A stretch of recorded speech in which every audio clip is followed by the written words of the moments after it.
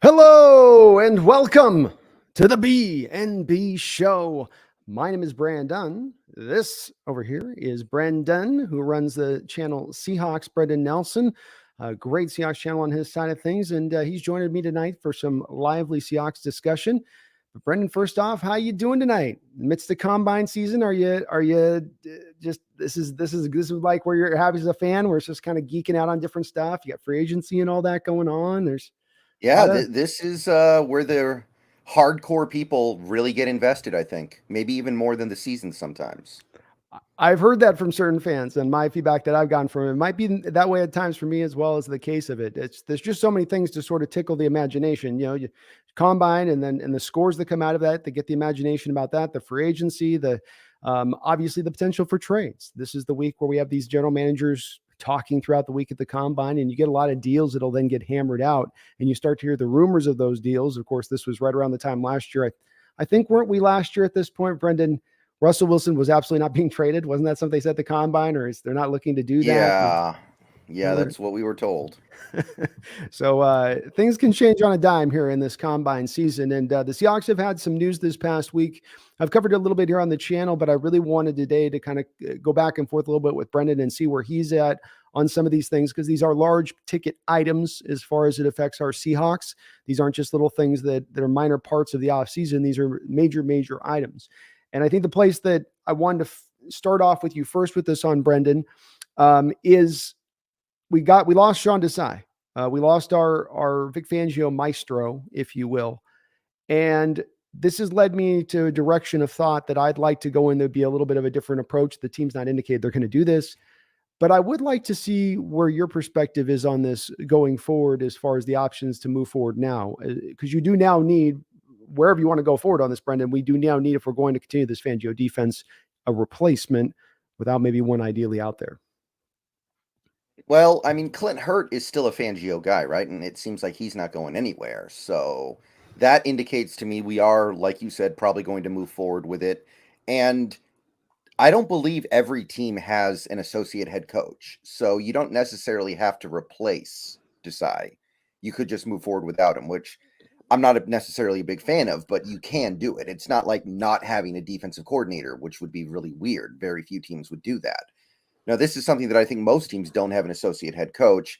Now, as for Desai leaving, I mean, I can't pretend like I'm unhappy about it, right? Because our defense wasn't good. Mm-hmm. The 1 year we had him was the worst the defense had ever been under Pete Carroll. Literally, statistically, it was the worst it had ever been under Carroll. So I can't say I'm unhappy, but I maintain my suspicion that Sean Desai is a good coach and will be a good coach in Philadelphia, although he's kind of living life on easy mode over in Philly with the guys they got over there, right? It's not a bad job to go from one to the other on that, is it? Mm-hmm. It's a pretty stacked crew. So I'm kind of ambivalent on it, and I'm also I have a little bit of apathy concerning what kind of defense we run in 2023. Before this, yeah, I would have definitely been marrying the Vic Fangio scheme. But now, what I would like to do, and this is going to be hard to do because free agency comes before the draft, is get the players, and then with the players that you have, pick whatever system suits those players the best. But because the draft is after free agency, that can be hard to do. It can be, but you might be kind of onto something with this, because you might not have as much money theoretically to spend in free agency to get the job done either way, especially if you sign the Geno deal at that point. And so that may be where the door is opened up to you to do. And certainly that would drive them, Brendon, into a direction of going for best player available then, right? Because then they're not married to a defensive scheme. It simply does become take out the best guys and see where we sort of land at the end of this. I think it'd be an ideal proposition. I'm sure they will decide before. And you are right that Hurt is, theoretically here a Fangio disciple. There is always this soundbite that stands out to me, Brendon, because it comes from the horse's mouth. It's captured as he's talking to players on the field.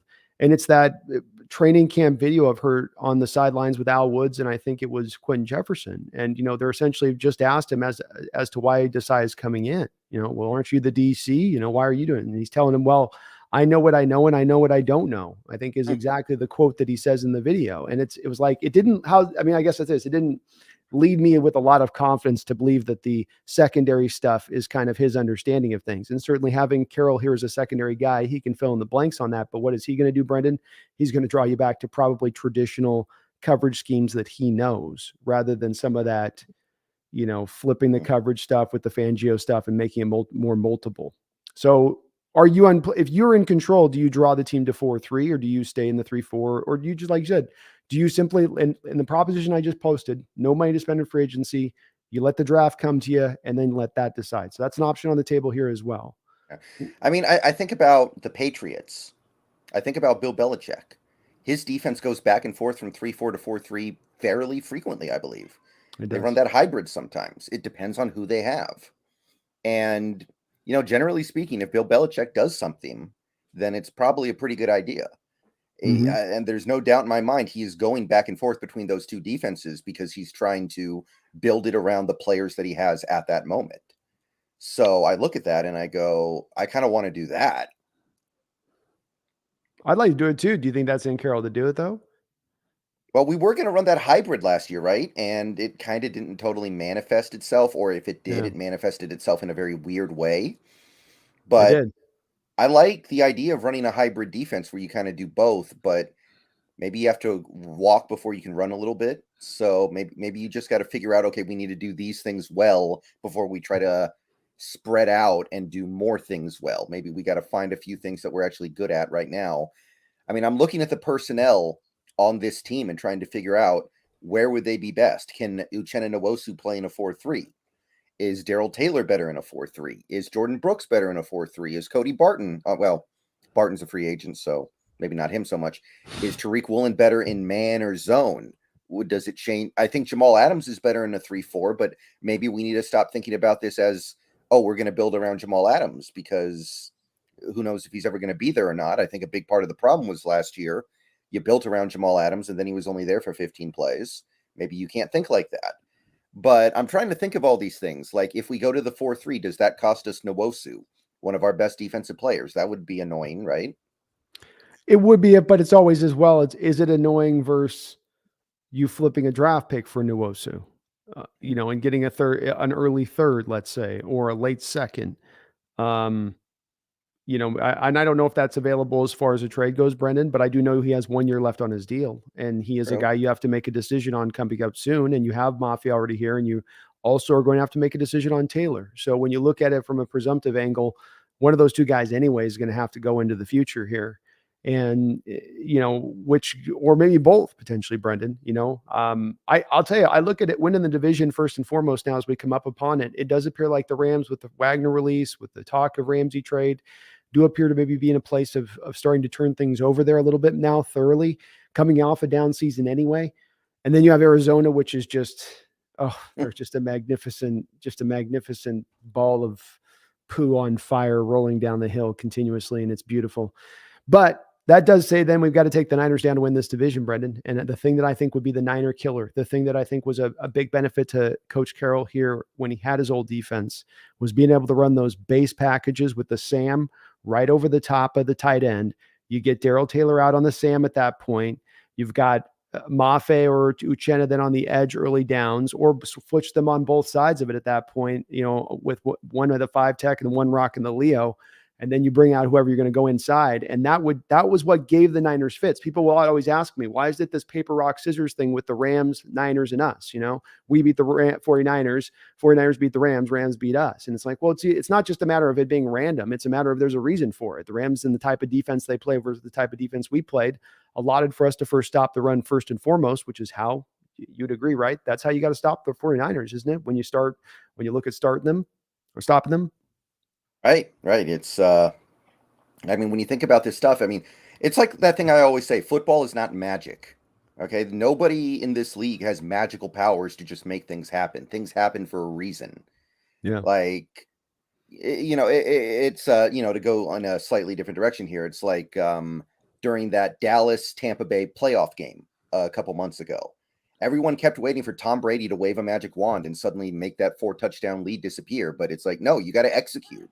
You got to actually do the things that you're supposed to do as a football player. It's like there's nothing magic about it. So, yeah, It's not just there wasn't just some magic wand that Carroll or Wilson had to beat the Niners so much. It wasn't a magic wand that allowed the Rams to beat us as much as they did, et cetera, et cetera. Right. It happens for a reason. I absolutely, I buy it. Yeah, of course. So I like that direction. I'm trying to sell you, Brendon, like a car salesman here on a lot with 4 cars and 2 of them running right.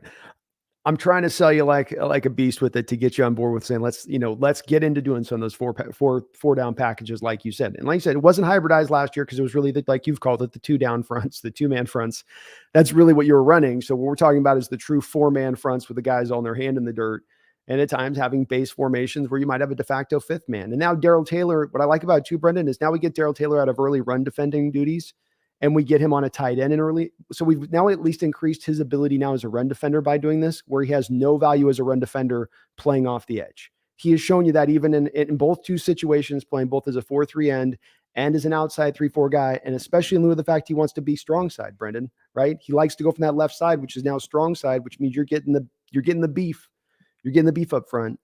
I think it would just provide some solutions there that would be very easy and simple. And it has nothing to do with now at that point, flipping in or out personnel, Brendon. It's just, simply just trying to go back to what you know in certain respects. Like you said, go match it up to the opponent, right? Then if you have an opponent that struggles with 3-4s, or you can be a little bit multiple with it, they know how to do both now, right? To your point, like they do know they've run. Do they know how to do it both well? That's the question that I'm trying to figure out here. It's the effort that counts, Brendon. Mm-hmm. That's what they say. It's the effort that counts, Right. Well, so we've got Desai moving on. And for the record, I think as you had confirmed a couple of weeks ago, this is one question that does get asked highly. There is no compensatory draft pick for Desai going. That is, he is just sort of to the ether at this point. Not to my knowledge. To the best of my knowledge, we don't get anything. I think it has to be a situation where he's a DC or a OC and then goes to another team. Well, let me give you a couple of random questions too, as we kind of bounce around, because this show is going to go all over the place, Brendon. And we eventually are going to get to the defensive free agents here on this one. But the other big news yesterday that did break was, of course, the Jalen Carter bomb, the Fast and Furious bomb. What I've definitely made my thoughts on this a ton made. I know there's a lot of, this is one of those, again, divisive. You see these subjects that come up that, boy, they bring out the emotions in both sides of this. As far as Seahawks fandom thinking about Brendon, should he be considered now? Does he just go off the board? Oh, it's Malik McDowell 2.0. Give me where you are, though, from a standpoint of looking at this. I mean, you're well aware of that recent history as much as anybody. Where do you stand looking at Jalen Carter? Well, I mean, it definitely, it has to affect it some, right? Like now, if he had done the exact same thing and nobody had died, I wonder if we'd feel differently. Like he had taken the exact same actions and nobody died. Are we feeling very differently about it? Probably. That's, that indicates maybe some of the reactions to this are a little illogical, but I just would like to know a little bit more. When the accident happened, did he run away or did he not know about it and just he kept driving? That was one thing I was discussing in a video I made this morning and was talking about in the Discord last night. Like, okay, and we may never know exactly what happened is the problem here. Yeah. But I would like to know, did he actually see his teammate and friend get in a car wreck and then just run away? If he did that, I have a pretty big problem with that. That's not okay. I'm not cool with that. But if he didn't know that it happened and he was just doing something stupid, that's different because, and I say this sometimes, these are kids. He's 21 years old and he's probably less mature than the average 21-year-old because he's such a phenomenal athlete that, it's different than, how most people advance in terms of their maturity.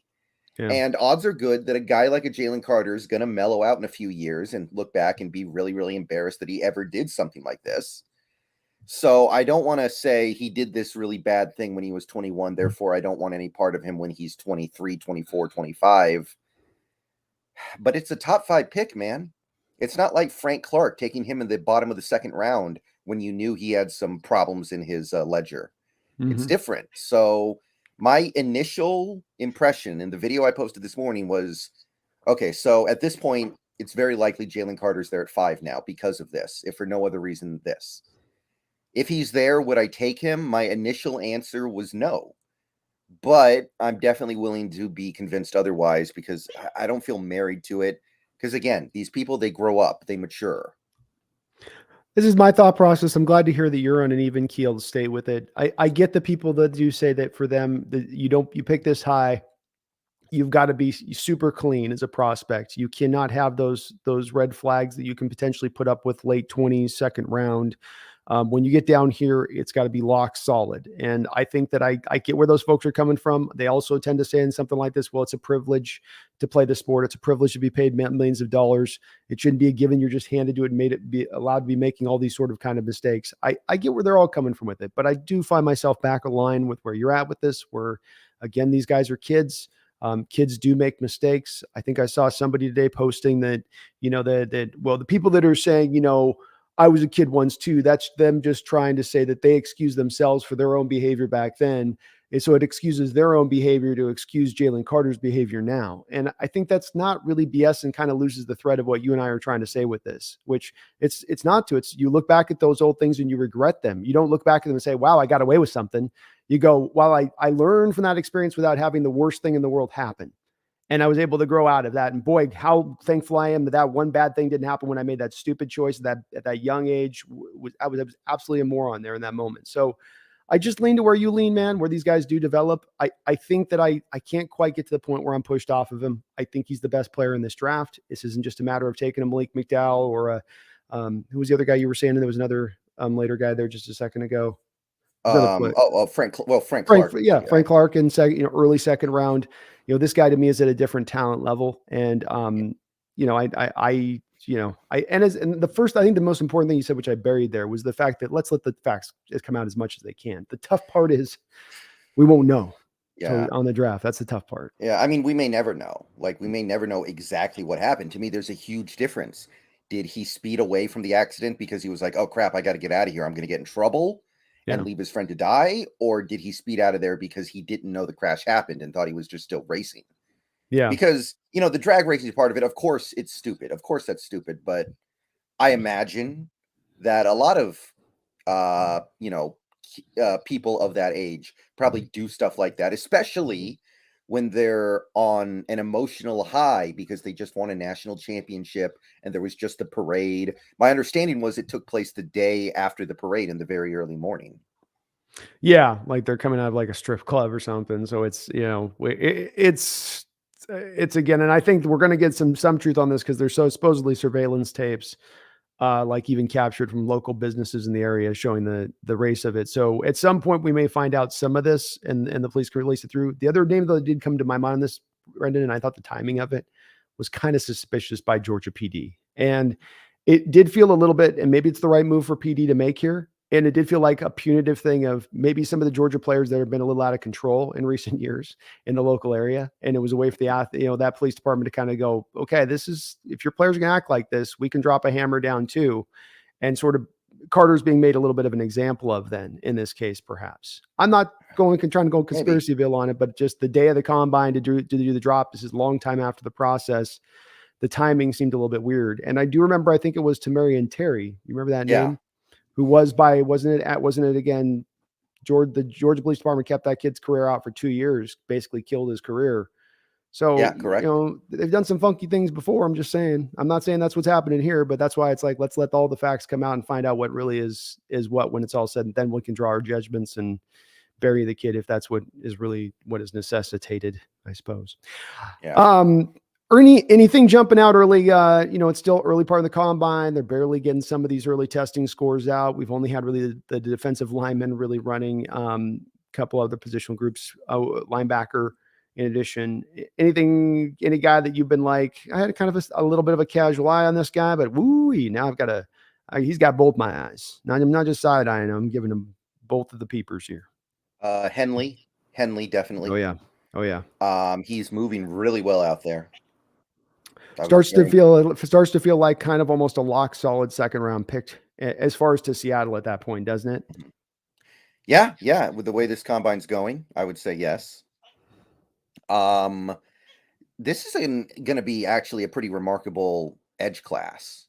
Mm-hmm. which I wasn't necessarily expecting going into it.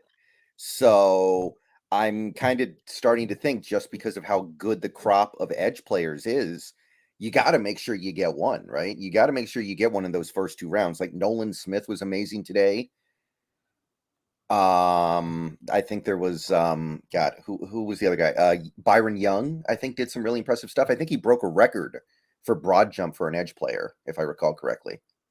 Oh, did he? Byron Yeah. Young did that. Jeez Louise. That's shocking. Mm-hmm. Luca Van Ness actually tested well, which I didn't expect at all. I thought he was going to test terribly. The way he tested on the 40, the way he did his explosive scores, 37.5-inch vert, I believe is what he hit today. Which you're just like, whoa.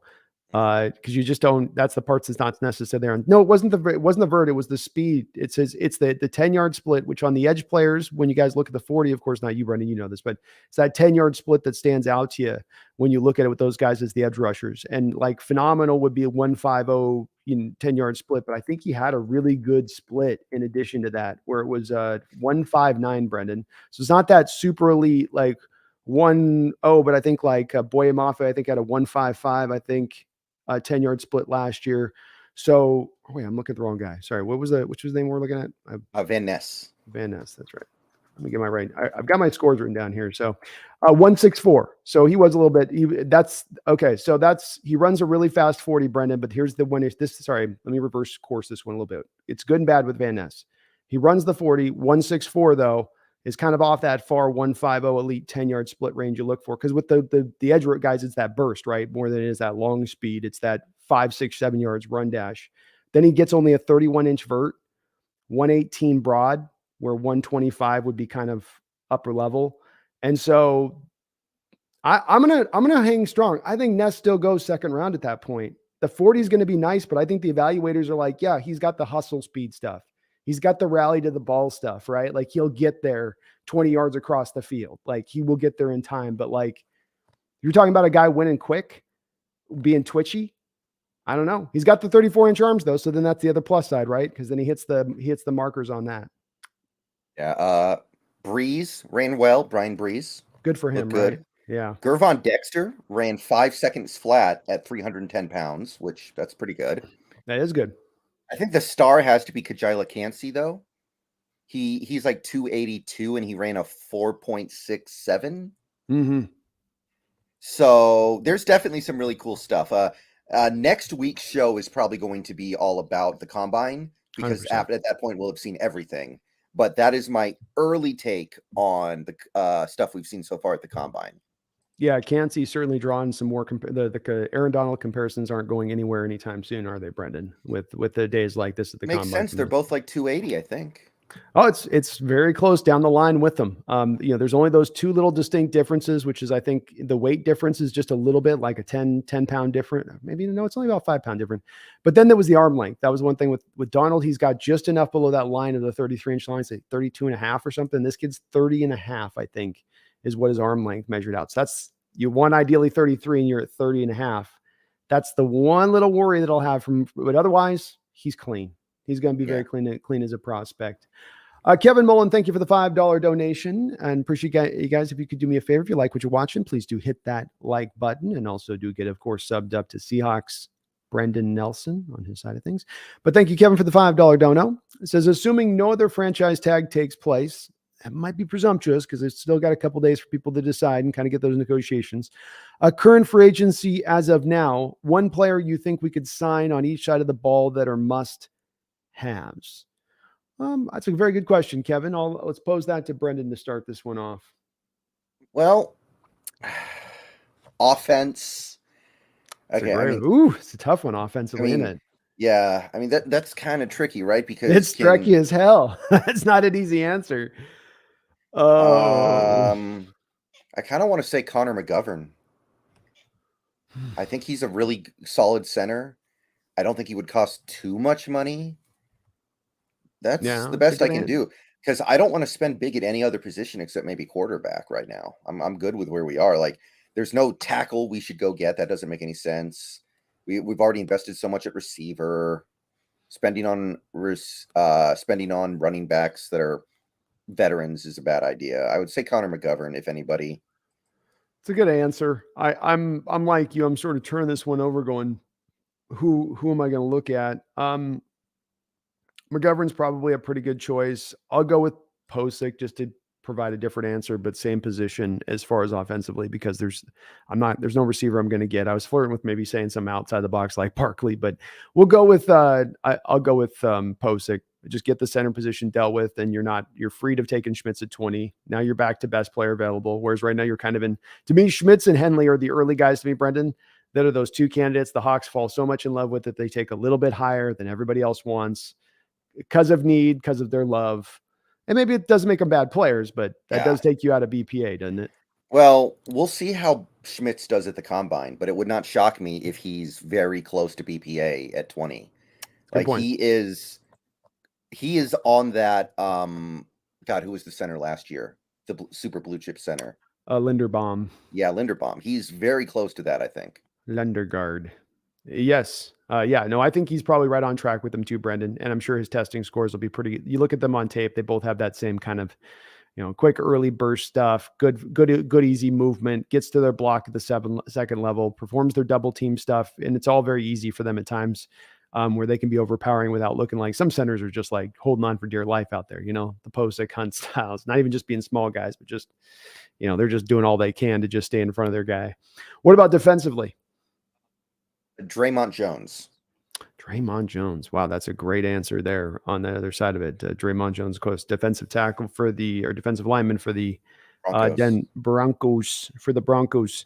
I'll go with current free agents. I get to cheat on this one a little bit. I'm going to go with Bobby Wagner. I could say Tremaine Edmonds, or I could, but I think Tremaine Edmonds is going to get paid significantly more than Bobby Wagner is. And I think Edmonds would give you better plays and coverage defender, and he is younger and less of a risk there injury-wise. I do kind of think, though, you can get Bobby Wagner even on a multi-year deal at less than $10 million. I hear a lot of people talking about the fact that he's not taking a hometown discount anymore. Well, who's paying Bobby Wagner at 33 years old more than the 1 year, $10 million deal he essentially just made for the Rams? That would be my one question out there is there a stack of teams really lined up to make that payday? So, I mean, if you look at the PFF score and you bite into it, you might be able to talk yourself into it, is the thing.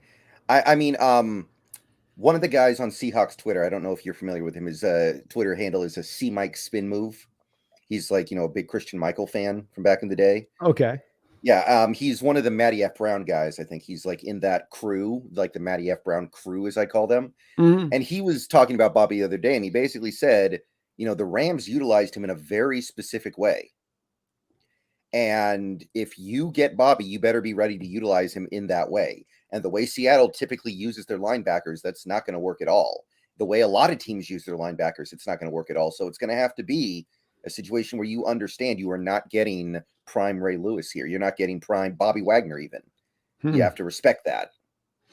Yeah, I mean, you're definitely moving to a different defense than Bobby played here before too, and you are playing in the Fangio defense, which they play at the Rams. So I would wonder what he means of what we do in the current change over to the linebackers and how we're running right now is different than what the Rams doing. Are they going to let Bobby attack more, the Rams, than our linebackers are allowed to attack? I mean, maybe that would be his point, Brendon. But what is the specific difference in the way we run our 3-4 defense, Vic Fangio style, to way that the Rams run their Vic Fangio defense from their middle linebacker position? Asking them to blitz more? Yeah, sure. Duh. I mean, we don't ask our guys to blitz more, but when we're bringing Bobby in, it's like, is he not then still a plus run defender in our defense? And I watched the tape on him because I was hearing a little bit, Brendon, of this thing of like, oh, Bobby's done. Just watch the all 22. And you can see it last year on the Rams tape. I watched the all 22. Looked all right to me. I'm not saying the guy's a game breaker or prime Bobby anymore, but the fact is we had miserable middle linebacker play last year that I think people are kind of forgetting about. These guys weren't good. The standard that they set last year sucks. And I'm not saying Bobby's going to give you 90 PFF, but you can't really tell me that PFF has somehow juiced the numbers 20 points, 30 points, 40 points higher for Bobby just for the sake of doing it when they didn't do it the previous year, Brendon. When the previous year they had him at 71. So it's like, oh, well, they were conveniently willing to grade him accurately the year before, but now they're going to be just pro Bobby Love style. I agree. That doesn't add up. That's like presumptuous. So I think he could fit. I think he's also going to be allowed to attack a little bit more in our defense, Brendon, because the Rams gave him that ability because of his smarts and understanding, and he knows where to go. That's the thing that jumps out to me watching him play the game, Brendon, versus our linebackers. When you watch him at the Rams, is he's just instinctively always taking a step in the right direction towards where the play is going to go.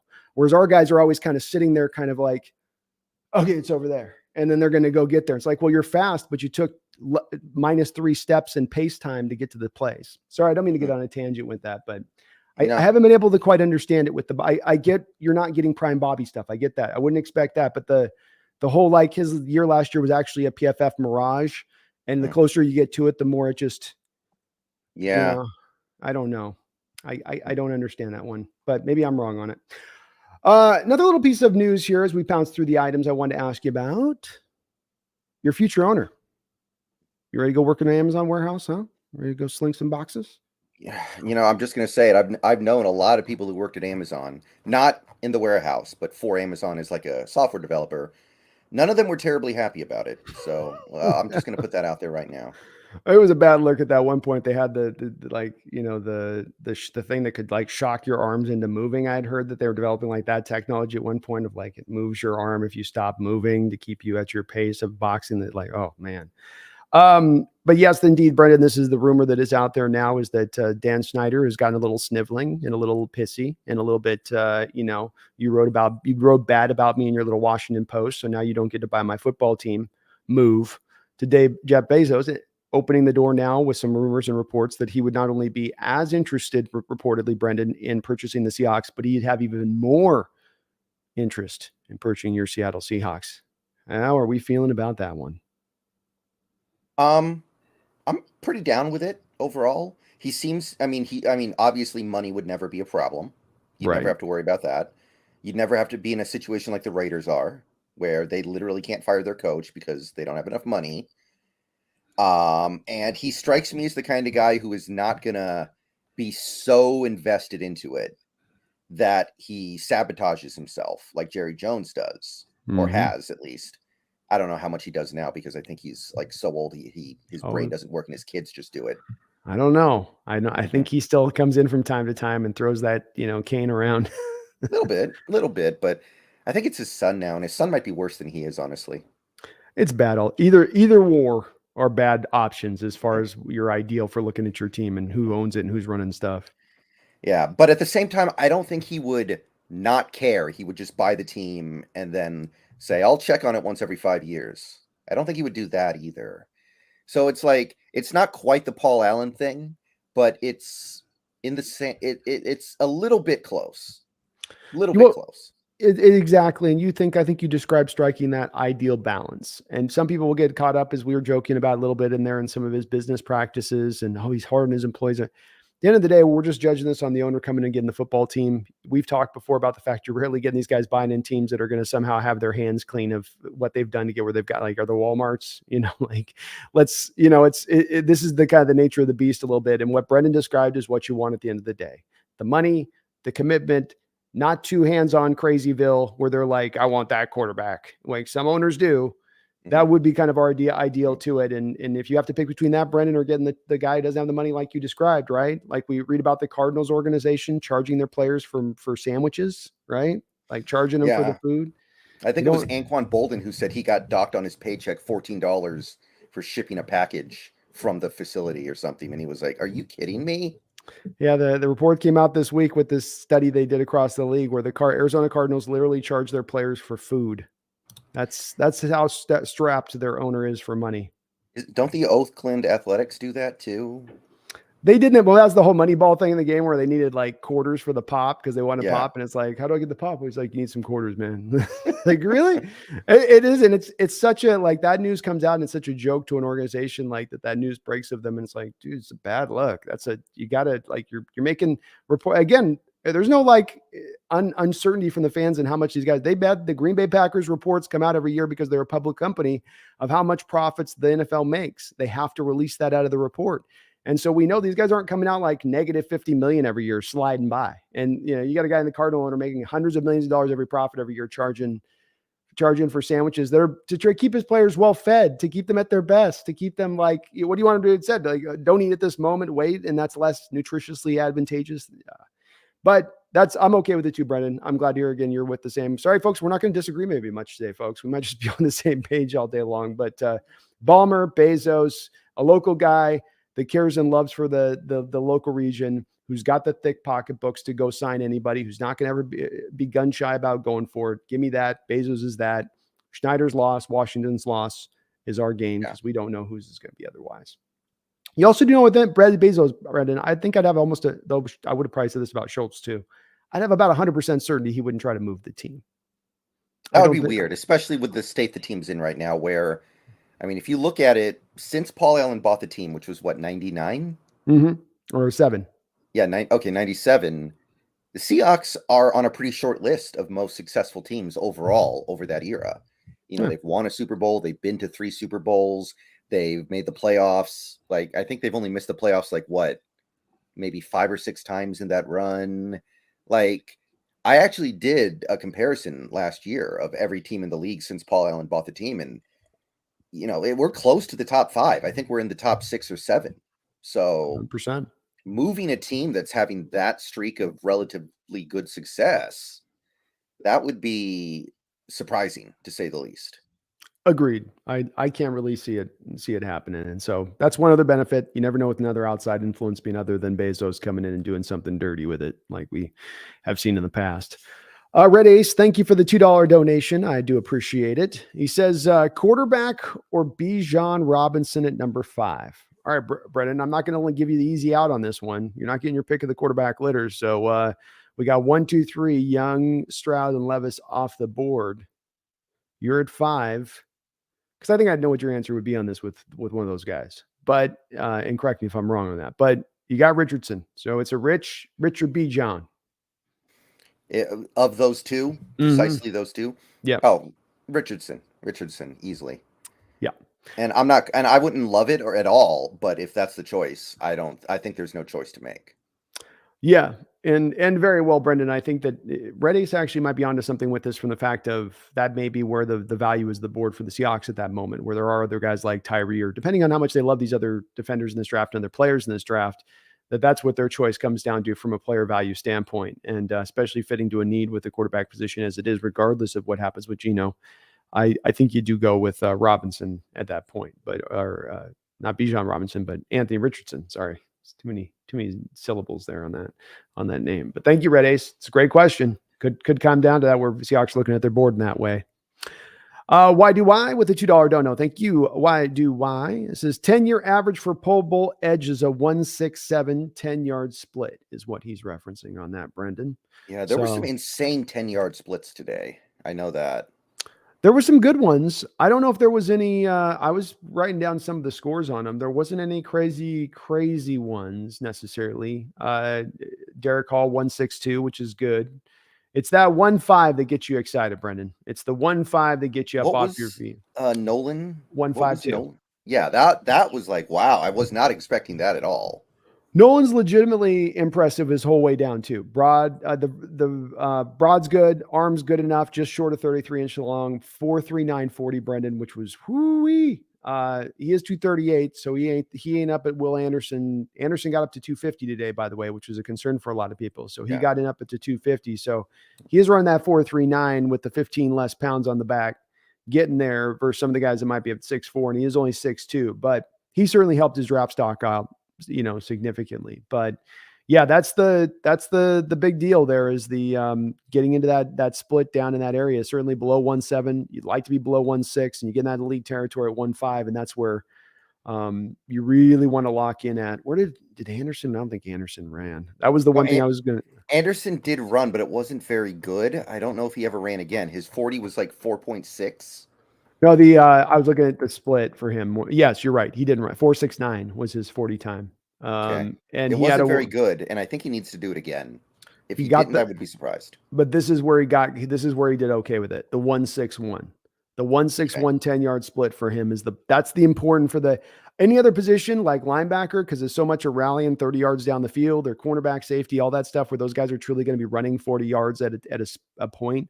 But those edge guys, it's all going to happen in that 10-yard space. So those, to me, you might look at it differently. I'm not demanding you. This is just the way I look at it with, of course, it's just that it's that I'm going to look at. If a guy ran a 5.40, but he's got a 1.50 10-yard split, it's like, do I toss him for the 40 at that point, or do I lean more to the split? And I do kind of go to that 10-yard, because I'm like, that's what I'm asking him to do. I'm not asking him to run up the field and chase people down. That's a good point. That is definitely a good point. But great stat there, Why do I? And thank you for the $2 donation. I love that. I love that spot. But Anderson got the long arms too, Brendon. So he's not a stubby. He's no T-Rex on that. So at least he checked out in that run. But you're right. 4.69 was definitely he wanted to run probably more 4.6, 4.55, get something a little more that sort of pop. Yeah. I was surprised that he didn't run it a second time, because I can't see he did. I wonder on some of these guys where they have that weight question hanging over them, because you've heard it in your chat, I'm sure. Well, Anderson's 245 or 240, how's he going to hold up off the edge at that size, and bump. And so maybe Anderson, I wonder with this with some players where they put on a little bit too much extra weight. And if you ever, you go out and play basketball, you gain a couple pounds, go back out and try to play, you can't try jump as high. You're feeling that extra, like just kind of a little bit. Well, Trenton Simpson weighed in at 235, which was 10 pounds heavier than I expected. And he ran a 4.43. So he put the weight on and did not lose speed. Simpson's going in the first round now. No doubt about it too. Everything was good about him. 1.55, 10-yard split, 1.55, Brendon, 10-yard split at 235. That's pretty crazy. And he's still got the 32 and 3/8 inch arms on Trenton, Brendon, which means you can absolutely still be able to count on him coming off the edge as an edge rusher in a 3-4. If you want to do that Micah Parsons kick outside stuff every once in a while between snaps. So yeah. Simpson's impressive, man. Very, very, very, very impressive. Yeah. I'm not going to be mad if we take him at 20. I'll say that. No, you would definitely, today certainly makes you feel pretty certain to what you thought you were seeing on tape, which is just an athletic marvel and a guy with a lot of versatility in what he's going to bring to the football field on Sundays, which we had this once. The guy I kept coming back to is the Julian Peterson model. We once had him as a guy that was that early down will, and then he became your edge rusher on third down situations. And it's so nice getting those 2-for-1 players, Brendon, where they can fill those two spots at once. Speaking of that, we had a little bit of some conversations going on with John Schneider and Coach Carroll. We don't have to turn it over very much. People might wonder a little bit about it. Bridge under the water. You buying that with the Wilson stuff? Do you think they're just kind of feeling good about this because they won the day and it's like they can just sit back and smile now, sip their tea? Yeah, I mean, I don't know if they. Generally speaking, I think that when you're in public, when you're a personality like this, you're working for an organization or whatever, you just kind of want to take the most passive route possible. Mm-hmm. I do find it interesting, though, they didn't deny it. They basically said, yeah, that happened. They basically implied that, yeah, it happened. It's true. I hadn't thought about that because Wilson's camp did come out and say it didn't happen. So that definitely, it definitely, and it aligns, because we were wondering like, why is Carroll okay with him wanting to be booed on, when his return, and it does. So, but yeah, I'm sure there's a little, you're right. I'm sure there's a little bit of this, we'll give the company a line, but we're also a little bit. Yeah. I mean, I wasn't that surprised by it. Like when we traded him, it wasn't surprising to me that conversation happened. Like that just kind of makes sense. I'm sure that, getting traded is hard. Yeah. You got to go to a new city, new town, new team, all new teammates. You've got to deplete the team that you're going to of assets because the team needs to send stuff back in a trade. You're going to be under new coaches. Like if you're Russell Wilson, you're sitting there and you're like, okay, I'm sick of Carroll. Okay, what should I do here? Should I request a trade and deal with all that crap? Or should I at least make an attempt to see if I can get Carroll out of here first? You would probably do that. That's much easier. You get to keep your teammates, stay in the same city. In some cases, you keep the same offense. So I wasn't like, it wasn't like some bombshell report to me to hear that. I was like, I kind of assumed that.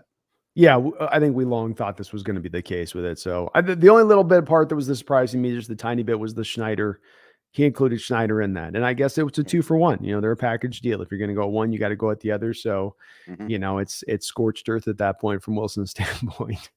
But ballsy, Yeah. ballsy, Brendon. Yeah, the actual thing I took away from that report was some of the stuff that happened in Denver. Like that was hilarious. That was actually like, wow, this guy's insane. Yeah. Oh yeah. I don't know if you saw it, but apparently on Tuesdays he would pull his teammates into his office to watch highlights of him as a Seahawk, I which heard sounds that. like something that they do in North Korea. It's just being tone deaf in that like that. And Yeah, and you wonder why he's getting yelled at sidelines and people are kind of publicly, you know, you got Hamler freaking out of the game and guys yeah, being very, very over the top in their gesturing when they're usually very buttoned down on those kind of things. Like yeah, we'll talk about this playing closures, but that drive me crazy. You've heard former players talk about him doing that and they really go, that's my day off. Today is yeah. my one day I get my day off to be able to go chill at home. And you're going to pull me in here and have me watching film. What? You know, no, I get it. Man. Say nothing of doing it multiple weeks over, Brendon. Like, what do we do? Oh my God. See how DK ran that like that? Okay. That's how you got to do it, Cortland. Okay. Just like DK just did that. You got to be like Uh, DK. Like, oh, Yeah. And the thing about how they kept getting delays of game because he would stay in the huddle too long trying to give the players a pep talk instead of breaking the huddle so they could get the play off. Judy said that, by the way, so it's definitely true. There's no yeah. way Judy made that up to defame him because he's actually tried to defend Russell. But like I read that and I was like, okay, that's definitely true. So is he stupid? Well, Like, you know, he's not saying anything important. He said, come on, keep one play at a time, stay in the track. You know, it's nothing but platitudes he's right. saying to them in that moment. He's not doing some like, look, Judy, he grabs you inside. I don't care what the route is. You just buck it off right. I'm going to read your shoulders. You go on. That's the pep talk I need that moment of like how we're solving this. Not, but you know, it was that other because every time we see him mic'd up, that's on the field. That's all he's doing is he's in full on robot autonomous mode of just, you know, it's just empty kind of phrases that don't mean a whole lot. It's like that's Yeah. yeah. So I do recommend reading the article if you're a Seahawks fan and you want to feel really, really relieved this guy isn't on our team anymore. Yeah. Because wow, like I could maybe see players putting up with that if you're winning and he's playing really well, but when you're that awful at football and you're trying to do all that, I'm surprised somebody doesn't beat him up almost. Something's going to snap eventually. I mean, this is other people's livelihoods attached to this. And, you know, if you're going to be that way, you better be the star. You better be the Jordan type who's coming in there and, you know, last dancing that stuff and just like, I'll just take everybody on my back if I have to. Like, okay, well, then they got to listen at that point. But when you yourself are struggling and obviously struggling, so it just that stuff really then lands in a troublesome direction. So, but it just keep coming on for us, Brendon. I don't know when it's going to stop for the poor guy. But hopefully this train for him, it can't get much worse in certain respects. So hopefully maybe it starts to kind of turn. But like you said the other day, it wasn't a real surprising bit of news from our standpoint. We knew this was going to go down. Some more other there wasn't a lot of tidbits from the interview. John Schneider obviously does a lot of keeping the cards close. We know that the quarterback is on the table theoretically. We also know that he's trying to throw the bait into the water for other general managers to say, come get it, boys. You know, you want your quarterback, come here, right? He's not going to come out and say, we're just not getting a quarterback if we sign Geno. The part I thought was interesting, Brendon, is the part of him really, again, hammering in on the fact that the team went last year to the best player available approach and that brought about the success and that's something that they intend at the forefront of their thoughts now to do this year. Did you feel that same way from that interview and what he said in the couple times he's spoken in this offseason too as well? Yeah, I kind of get the sense that every team goes into the draft thinking BPA, BPA, BPA, and then a lot of them chicken out Yeah. because they're like, oh, wait, this one player is going to get me a Super Bowl. I don't care what I have to do. I'm going to get that player. Yeah. I think that's why you end up with the LJ Colliers of the world. That's why you I end was up with just going to the say, Malik McDowells of the world. I mean, that was a little different, but that's why you end up with these bad, bad picks. you're on the right path. They're both driven by the same place though you're talking about. They absolutely are. Which is because what you probably say happened, something happens in the draft, right? And then now your whole plan board that you put out ahead is thrown to hell. It isn't applicable anymore because your whole mock scenario just got thrown out. And now you like with LJ, because that's why I love that you made the LJ mention is because we have 13, 14, 15 edges going that first round before him. And then you're like, oh, we're not going to have a chance in the third or fourth round. So now we got to go. Right. So maybe last year it was easy because we were a bad team coming off a bad season. and it was like we kind of need a little bit of everything potentially. So BPA is easier to follow. Yeah. But like if okay, BPA is subjective too, right? Like everybody's going to have a different opinion of what BPA is at 19 or 44 or whatever. But like I admit, if I was a GM this year and I was picking number 5 and Bijan Robinson was BPA at number 5, I would probably chicken out too. So I get it. I Yeah. would be like, I don't care that he's BPA. He's a running back. I already have a running back. And even if I didn't have a running back, I'm not taking a running back at 5. Yeah. But yeah, I guess overall, most of the time you want to stick to the plan. Like, and to kind of go into what you were saying about, misdirection and stuff. I still remember last year, right before the draft, the two things that were coming out of the Seahawks camp were we love Trevor Penning. Obviously, we didn't. We had a chance to take him, didn't do it. Mhm. And that we were going to trade up back into the first round after with our 2 second-round picks to take either Desmond Ridder, Malik Willis, or Matt Corral, whatever. And that didn't happen either. So that kind of really taught me like we just need to stop listening, or at the very least, we need to stop giving these interview things any credence because they just kind of say whatever.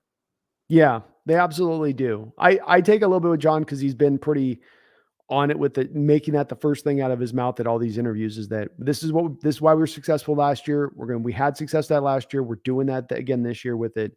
And that maybe that's a place that they leaned a little bit more, like you say, into that path. I think it's again a spot you can never be 100% pure on.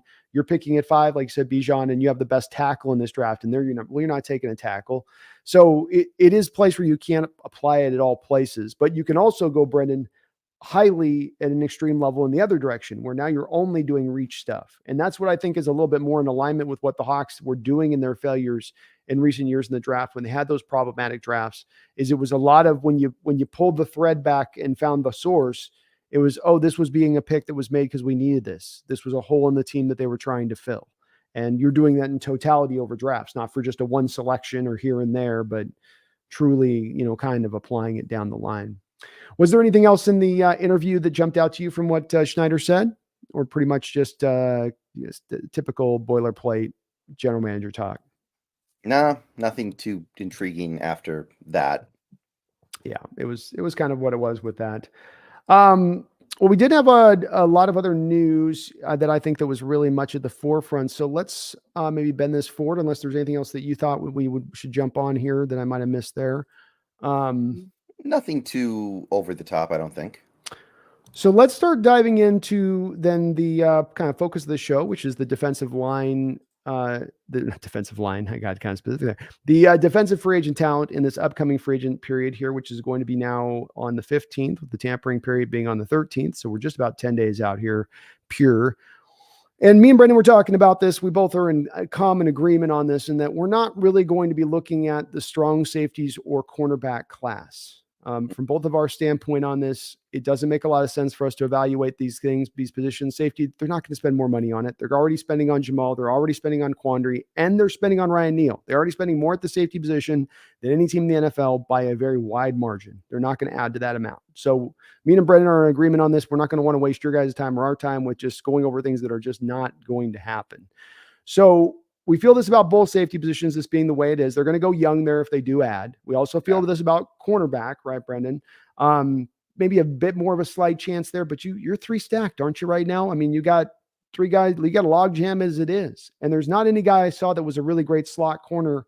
I'm already a little bit like Brendon. If you're going to get a slot corner specialist, you got to draft that guy, don't you? You don't want to sign a guy that's I tend to agree. I did find some slots that I liked. Oh, okay. But at the same time, I was like, there's probably better stuff in the draft. And I will admit, I looked a little bit at the nickel corners in this draft. I wasn't blown away. There are like 2 guys. Yeah. Yeah. Okay. But Well, that makes nickel cornerbacks, I do actually have a few.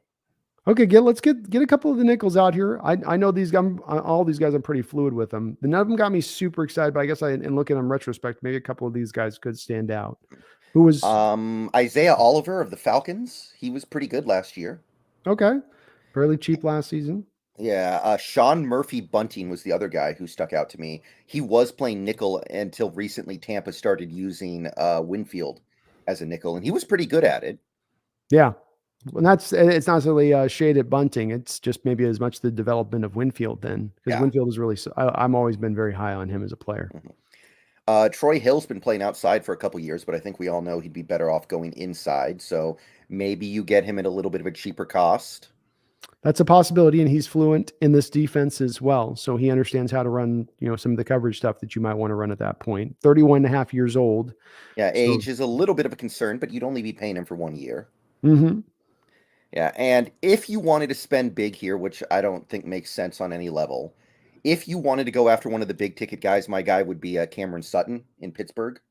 Okay.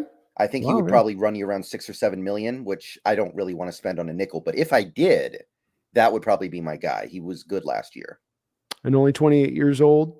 3 hmm picks last season. So yeah, he's probably going to. You're right. Get paid a pretty decent deal. Maybe not huge money, but a decent money. I was looking at my notes. Is Byron Murphy a free agent right now with Arizona? Yes, he is. Is he just not a guy you look at in the slot as a possibility? No, I actually had him on the list. I just didn't have him very high because I feel like he's going to be expensive because he was a first rounder. Mm, And as we may discuss later when discussing Jerry Tillery, those guys seem like they just get paid for no reason because they were first rounders. the reputation carries. Yeah. Could be. Would you, if Byron Murphy was in a mid-market deal, 3 years, 20 million, 10 million guaranteed, for something like that, would that get you to jump 25 years old? Mm, I just kind of, I don't know. Every time I think about doing that, I just think about how Pete does a really, really good job of finding good cornerback talent for a lot less. Agreed. Just want to probe and see where you were with that one. So Yeah. it's a possibility. We got another donor here. Thank you, Alexander Wheeler, for the $2 donation. He said Anderson's official 40 is 460. 469 was unofficial. Oh, well, he feels great about those times then. No need to run him more at that point if it's official. Yeah. I 460. mean, 4.6 is still not hyper elite, though, for an edge. It's not, but the 10-yard split will be enough at that Okay. point. Yeah. It's the 10-yard split the NFL evaluators will get up on with him. And that matches the film with him, which is I've always said it's not him first step quickness, but that 10-yard quickness is there, which is what you want the ideal. So it fits to what you see on tape with him. And he probably had Brendon an extra 5 pounds. He put on 5-10 pounds, slowing him down just a little bit. He probably could have run a 4.55, 4.5, if he was at 245 or, at 245, 240, so a little bit of that, but that's interesting. Good to hear it wasn't at 469, which is definitely a little more glacial at that point, right, Brendon? Yeah. That starts to become maybe not even like the 60th percentile. That might be like close to average for an edge. Very close. And if you have a bad 3 cone on top of that, that's going to start to really lower you on some boards at that point. Thank you for the donation. We got another one here from ATM. Appreciate the $10 donation from you as well. He says, to speak in super hypotheticals, if we nail this draft along with a Super Bowl ring in the next 3 to 5 years, where would you rank the Russ trade in all-time history? Love BNB and go Hawks. Well, thank you so much, ADM. I appreciate that. And very kind of you on the $10 dono. Where are you at with that, Brendon? I Historically mean, speaking. I kind of feel like it's already the best trade of all time. I kind of Oh, do because look, usually when there's a blockbuster trade, regardless of what happens to the team that gives up the big asset goes to the other team and at least plays well. mm-hmm. Like we legitimately like think about it like this. We could have given Wilson away for Drew Lock. We could have said Russell Wilson for Drew Lock straight up and we still win the trade. Just because we wouldn't have Wilson anymore. So, given the fact that we got actual assets out of it, it's hard for me to like. I know everyone says Herschel Walker, Herschel Walker, Herschel Walker. Herschel Walker was actually at least a good player. That's true. I think he gave him I think 1,000-yard season. I think after he left the Cowboys to go to Minnesota. He was in He the had league two, for a long time, I thought, but I yeah, thought he had two pretty good seasons in Minnesota, and then I believe he continued to play after that. But at least he was still, that's the thing. I think that people get caught up in what we got, but they also don't pay enough attention to what we gave up. And Mhm. what we gave up was like it's not just it's actually a pretty big net negative. Like if there was an LVP award, least valuable player award, Wilson would have won it last year and he would have lapped Hands the down. competition. Yeah. So I'm looking also at not just what we got, but what did we give up? We gave up a huge net negative. Yeah. So I think it's already the best trade as of right now. I think you make a strong argument. It's not just, as you say, now the draft picks. It's not just essentially the player that's now the negative player you would have had to have dealt with on your roster. Let me give you a cherry on top of your argument with this, which would also be, of course, the contract. Because I don't think whatever the Herschel Walker was paid was commiserate in dollars. Even if we want to do that, well, the 1989 dollar to the 2000. Okay, even if you want to go dollar for dollar, Russ is still at a much larger contract that they ended up having to pay him, that you would have been on the hook for having to pay as well if you had kept him and held on to him. So I think it's a very good point. I think you make almost enough of an argument to get me over to your side of it. I'm close. It may be that I'll eventually get to that edge of it. I do come back to the man. The Cowboys were able to basically propel themselves to 3 world championships on the back of that trade. And it's hard with that kind of dynasty that you create off the back of it to quite give it to us. But Brendon makes some good points about it, where there are other factors involved here before, rather than just the picks you got, the players you got. It's also about how all the performance comes out and the money spent. I hadn't thought of that in that way, Brendon, as much in this trade realm of it, but it is, you got to factor it in, man. Yeah. Thank you, ADM, for the $10 donation. And, long live the BNB show, bro. Let me just make sure I'm caught up here, Brendon, on the donos here. I don't like to fall behind. All right. So we kind of covered the slot cornerbacks. Was there anybody else on your list as maybe an outlier here, kind of jumping out? Like Bradley Roby's washed up, right? Like I looked at him a little bit. He seems pretty washed to me. He's always, to me, it was a little too long if you're talking about trying to bring him into to the slot too. He was always, to me, when he was if he's at his theoretical best, it was really to put him on the outside. I don't think he's very effective as an inside guy. I don't have any of the stats to back that up, but that's my gut with it. Anthony Brown commits a lot of penalties, but that might just be because he's in Dallas and they all do that over there. You bring him in, maybe that cleans up a little bit. Maybe that's a possibility. He's we got 29 years old, made $5 million last year, 12 games played. He's an okay player. On some of these guys, I'm not super as familiar with their background on many of them as far as watching them a lot. I've seen Anthony here and there. He's pretty feisty guys, I recall, which is obviously what you ideally really like out of your slot guy. But I think your base point on this when looking at these guys comes back to me, Brendon, if I'm going to go the route here to improve it, then I want to significantly improve it. I want to make a Byron Murphy kind of move, like really go to then truly, really improve it at that point, if that's what you seek to do, which I don't look to do. I don't really, at the end of the day, I wouldn't want to sign any of these guys, but go big or go home, isn't it? On this kind of thing, with it, if you're going to look at taking slot and make that a possibility here, don't make it for a guy that's a mid-tier guy, because Kobe will give you mid-tier, probably league average play from the position next year without the necessity of paying that big amount of money. Right. All right, let's move on to, let's save the best for last with the defensive tackle. This is going to be a little bit of a let's go middle linebacker here and bounce. I looked at so many middle linebackers, man. So many of them. There's a lot of them. There's a lot of guys. Well, let's go with first off, I guess the Seattle needs this. Let's first acknowledge the game at play here. Seattle needs 2 middle linebackers, right? We've got to come out of this offseason with 2 more guys. We can't count on Jordan Brooks quite to start the year. I doubt they're going to activate his 5th-year option. So you might not have, Brooks at that point beyond this season. So would you agree? If Brooks's rehab doesn't go well, he might never play for the Seahawks again. Oh, if this turns into a Klay Thompson thing where it keeps getting re-injured, that might be it. Has it been a problem for him going? Not that I know of, but I'm just saying that's at least a possibility. Yeah. And to your point, some of these guys, we just count them coming back. Like people count on Trey Brown coming back off that surgery, right? Oh, he'll be right back. And and it's like, well, no, Rashad Penny has the torn ACL. Well, he'll be back that next year. And like, couldn't quite get it back right. It's to your same point on this. So, I think we've got to look for 2 here, Brendon. I think this is the position of if we look in free agency of one somewhere or another, we're going to deal with it. We're not just going with 2 rookies next year, going whole hog, I don't think, on this defense. So I guess before we get to all the options and looking at the individuals, and I want to look at these individual options because there's a lot to turn over with these guys individually. Who's the guy that stands out to you, though, if you're making a big swing, that's the guy you want to go to on this free agent list? You mean I'm spending big money? I'm willing to spend big cash? Right, because you're going to go with the rookie at the other one.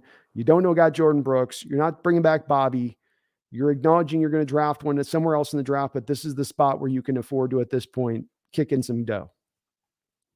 Neither are basically three guys, and I'm kind of drop off one of them.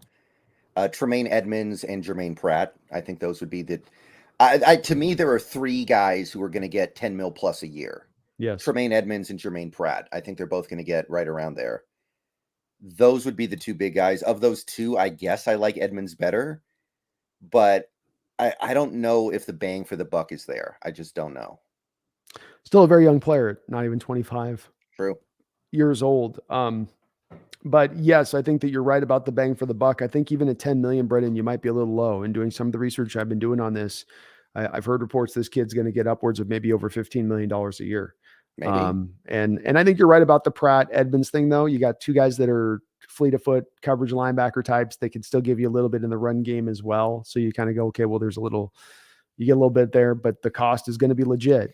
But you would say maybe Edmonds would be your guy if you just got to pick and money wasn't an option. You got to go into, Yeah, I think so.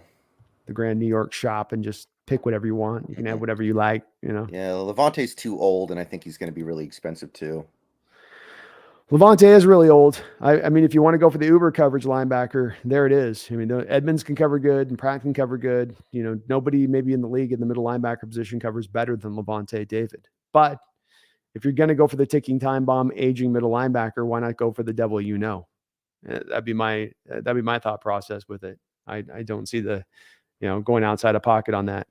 But it could be an hack because you go with Bobby, you go, maybe we want the run defending middle linebacker because they can shut that part down. You go with Levante, you're wanting the guy that's going to be able to drop back in coverage to take away some of those things that have been problematic for you going back for years now in the short depths of your secondary as far as your middle linebacker coverage is concerned.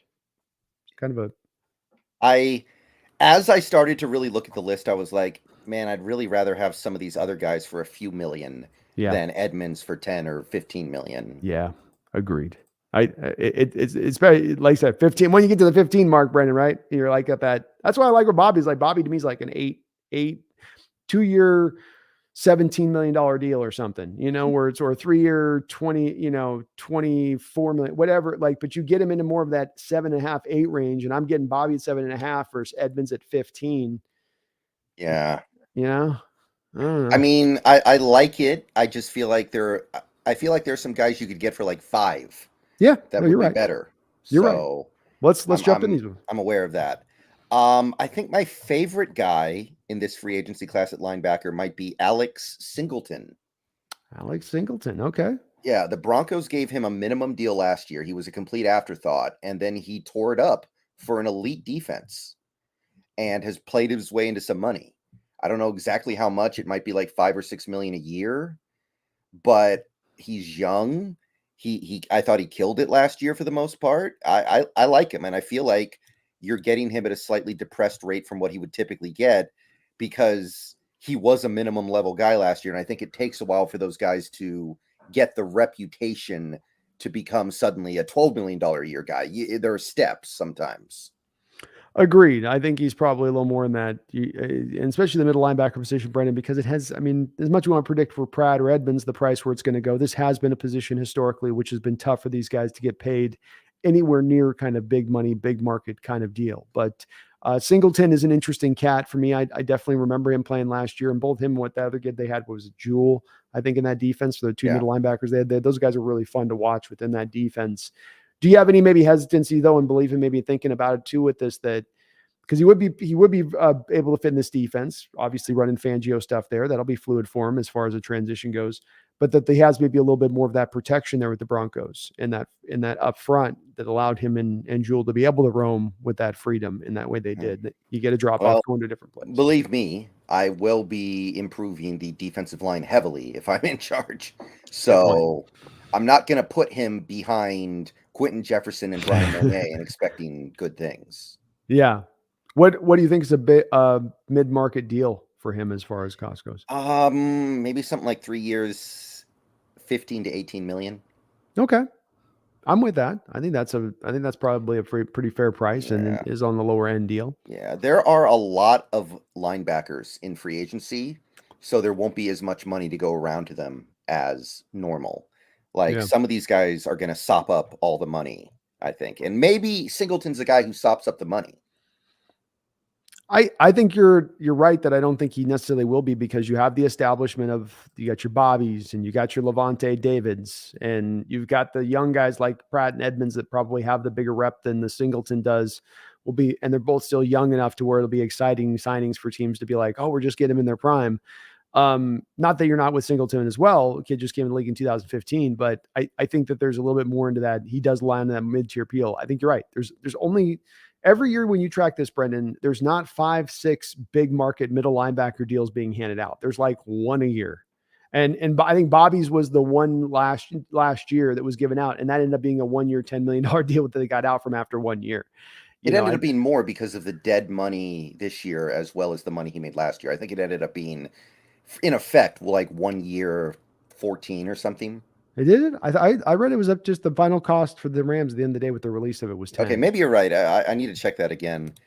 But I thought it was a little bit more than that because there was a little bit of a bonus in the contract. Not a huge one, but I've checked too. I had read, I thought, pretty in a couple of places, but I'll double check it on that. All the same though, is that, the guy that gets the one big contract 1 year in that positional group and then is cut the next season after having a year where he posted a 90 PFF grade, it's pretty indicative of how, I know where the Rams are with their whole situation, but it's also about, there weren't any of those other deals being handed out anywhere in this league. And I think Roquan will get the big money deal. He just got paid, but outside of those couple guys we talked about, I think everybody else is going to be in that mid-tier deal, which here's now where we get to value, Brendon, for the Seahawks. All right. This is where you get value on getting a good player, but not at the highest of cost. Some of these guys are going to slip through and end up taking the vet min almost.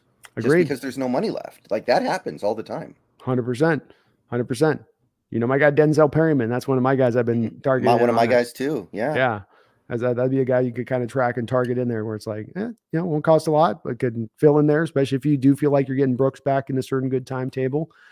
What about a couple guys that don't get me very excited here, Brendon, but are names out there that are going to maybe get something? Zach Cunningham from Tennessee that just recently got cut at 28 years old. Kind of a tackle machine, but for me, didn't do a whole lot for me. At this point, is he going to give you anything better than one of these young guys you can get for like the veteran minimum? Probably not. Probably not. Not in my opinion. Not substantially enough to equate to what he might get paid. With how they'll have a go about it. Another guy that's, to me, Deion Jones with Cleveland. Wasn't this guy formerly one of those like de jure cover linebackers that just could run with everybody? It doesn't quite seem like he's been in the same state of a player, like maybe injury. I haven't tracked his career closely, but it seems like injuries kind of caught him a little bit.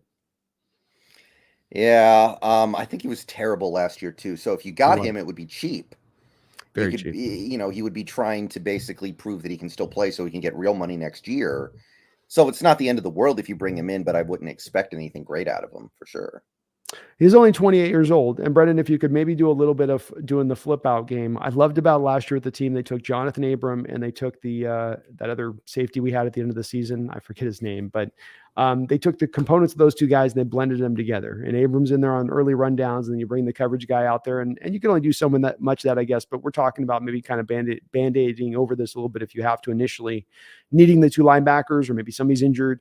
Just a way to get around it. You can bring this guy as your coverage linebacker, then just put him in the positions to succeed, as opposed to asking him to be a 3-down guy, and maybe get a little bit more out of him on that low end deal as an option there with Deion. Because that's used to be his, I don't know if it's that coverage grade may be bad too on that. I haven't looked it up on his coverage grade last year, but it may be both are maybe slipping a little bit there with that, Brendon. Who else you got on your list? Aziz Al-Shaair. Aziz Al-Shaair played quite a bit for the Niners, I think 2021, because somebody got hurt. I think it was Greenlaw. And he actually played pretty well. Still young. Not going to cost a lot of money because he barely played last year because the Niners linebackers were healthy. It's true. And I think there's something good there. I like it. Yeah, I'd be open to that. We obviously see in free agency oftentimes interdivisional teams who are very familiar with the opposition's players pluck from within and grab guys over. And, when you do look at that guy, like you said, sometimes it's not always the guy's fault being stacked up behind a little bit better talent. You look at Deron Payne, and he kind of flames out at Pittsburgh, stacked behind Stephon Tuitt and Cameron Hayward. And then he gets to, kind of come back over here. and Flourish, or not Deron Payne. I'm trying to think of somebody else maybe, but no, I was Hargrave. Sorry, wrong Yeah. name. Hargrave was the guy I was thinking of that was like that. And then he finds his kind of place over there in Philly when he's not kind of stacked behind. It's kind of the Nolan Smith principle in this draft too, right? You're stuck behind Trayvon Walker for a lot of years. It's like, well, I mean, what do you want me to do? Yeah. Stuck behind the number 1 overall pick in the draft. I mean, stuff happens. Mm-hmm. So very interesting cat there. Those linebackers and Niners, man, they know they're linebackers too, don't they? So, if it comes to probably not another low cost guy though, right? Not a guy that's going to be very, very. He might be vet min. Yeah. He could be in that kind of area of it. What about former top 5 pick? Oh my God, I can't believe the Steelers picked this guy in the top 5 at 5'11". Devin Bush.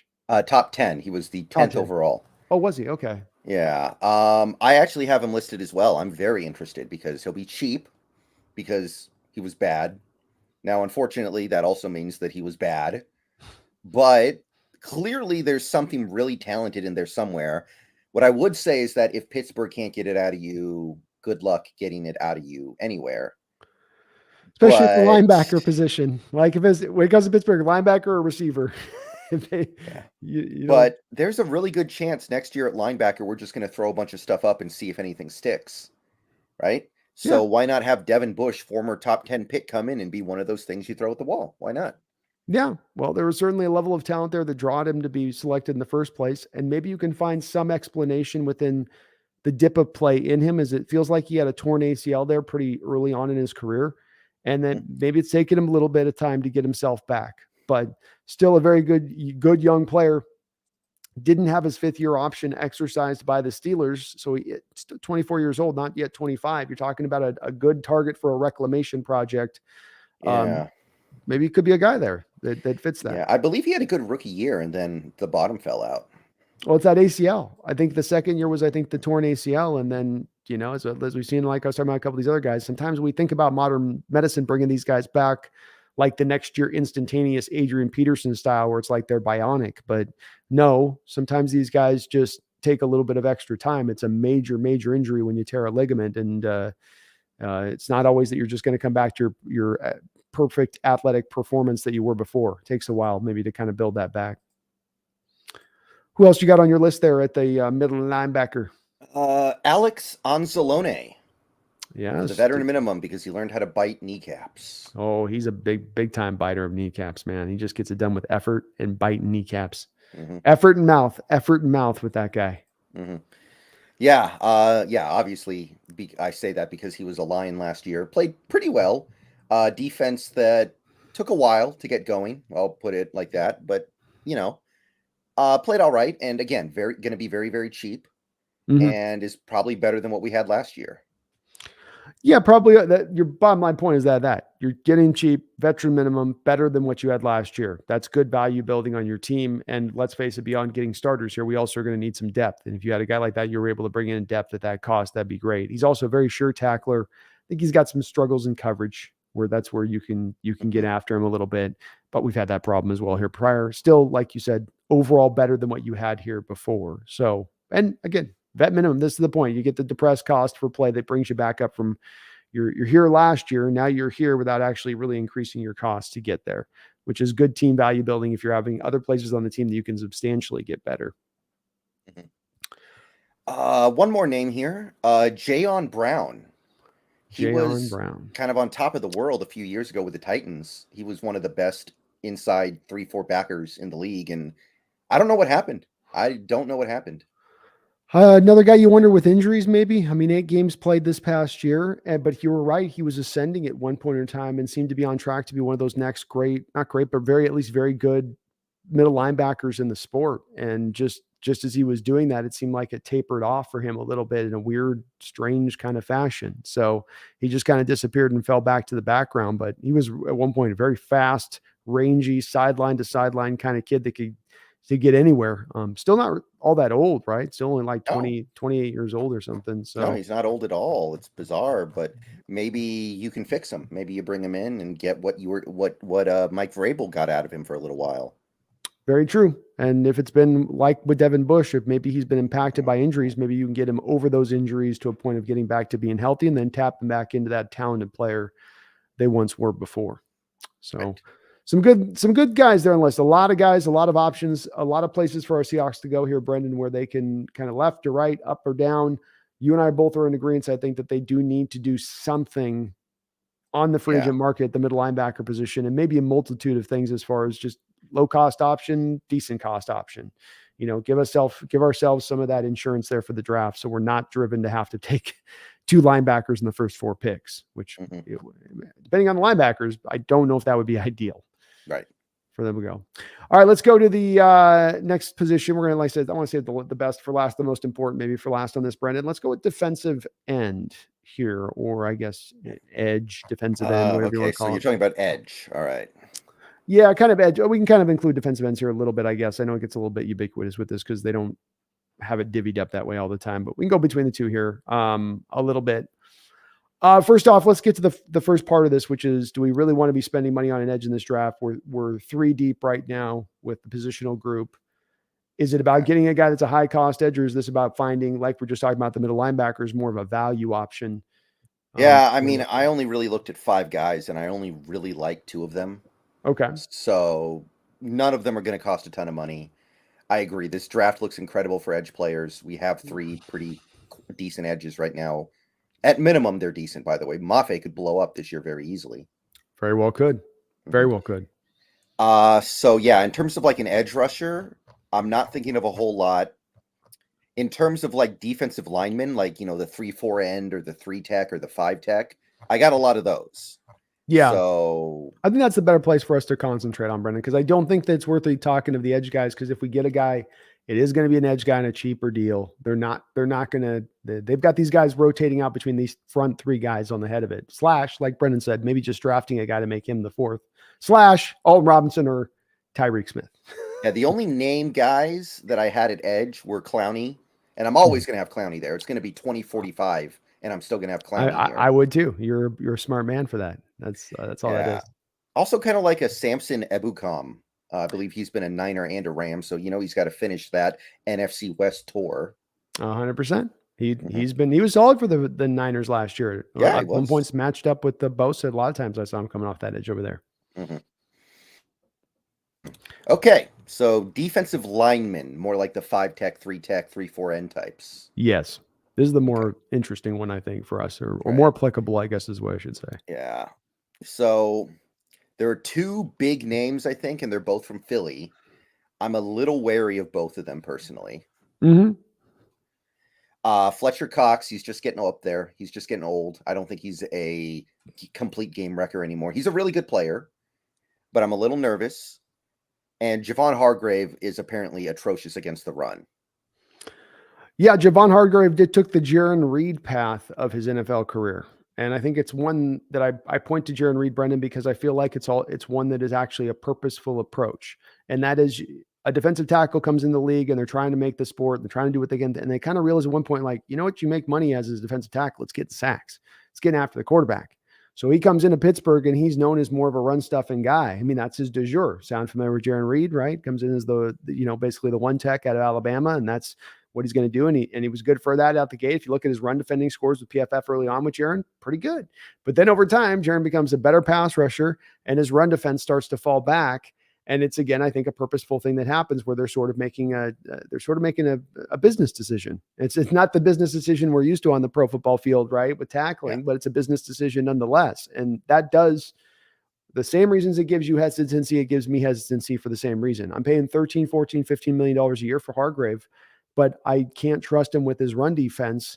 Yeah, it gives you some pretty good as a pass rusher, but he's also not the youngest of bucks at this point, is he? Yeah. Both of them are getting up there, because Hargrave spent like 4 years in Pittsburgh and now he spent 3 years in Philly. So right. And I think your point on Fletcher Cox the same way. You got to be careful of these defensive linemen. They get older and they get that place of now they're going to start picking their spots like Ndamukong Suh was at the end. It's like, I can't give you the engine at 100% now. I can give you some quasi engine. And you're paying $13 million a year. You're not paying for quasi engine. You're not paying for it to kind of red line half the time. And I just think you're paying with both of those 2 guys, Brendon. It's more about paying for past performance, paying for name, more than really paying for the true production you're going to get need from these guys in this defense. Yeah, I'm inclined to agree. So I'm kind of out on both those guys. I wouldn't hate it, but especially if Hargrave gets 20 million a year, which is what Spotrac predicted. That would be, very concerning I to can't. me. 20 million a year for a guy that doesn't have the run defense anymore. No. No, no, no, no, Somebody no. might do it though. Somebody Somebody might might do do it. it. You're right. I mean, and funny money's going funny, even funnier this year with the cap going up like it is. But I'm not gonna be the one. I'm not gonna be the one on that one. Hargrave, 20 million. Mhm. So the big gun at this position that I kind of gravitated towards have been Matthew Ioannidis Okay. and Draymond Jones, who I've already mentioned on this show. Yeah. But I think both those guys have played in a 3-4 before, if I recall, and they both did quite well. I think Ioannidis actually played better in the 3-4 than he has in the 4-3. Yes, I do believe that is the case with him. Neither guy I don't think is going to cost a lot, right? Like Ioannidis, he was more in kind of a, what is his cost at this point, you think? Ioannidis, he's probably going to be somewhere around 10, I would guess. He is quite good, but he's one of those guys where the money just might not be there, I think. There is some possibility of his market just collapsing in on itself.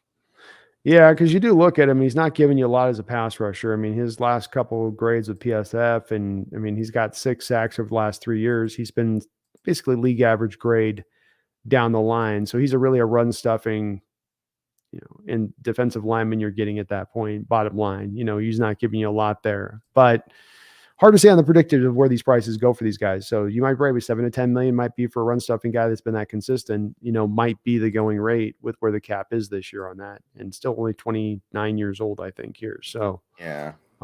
he's an interesting cat. What do you think about, I guess is more of defensive tackle. You could think of him as defensive end. He was used as end at times with the Rams. And you might have him as your defensive tackle list. Ashawn Robinson. Yeah, he's on my nose tackle list. I do like Okay. him. I do like him. We can go to him when we get to the tackles. So we'll Yeah. save him on that for that one.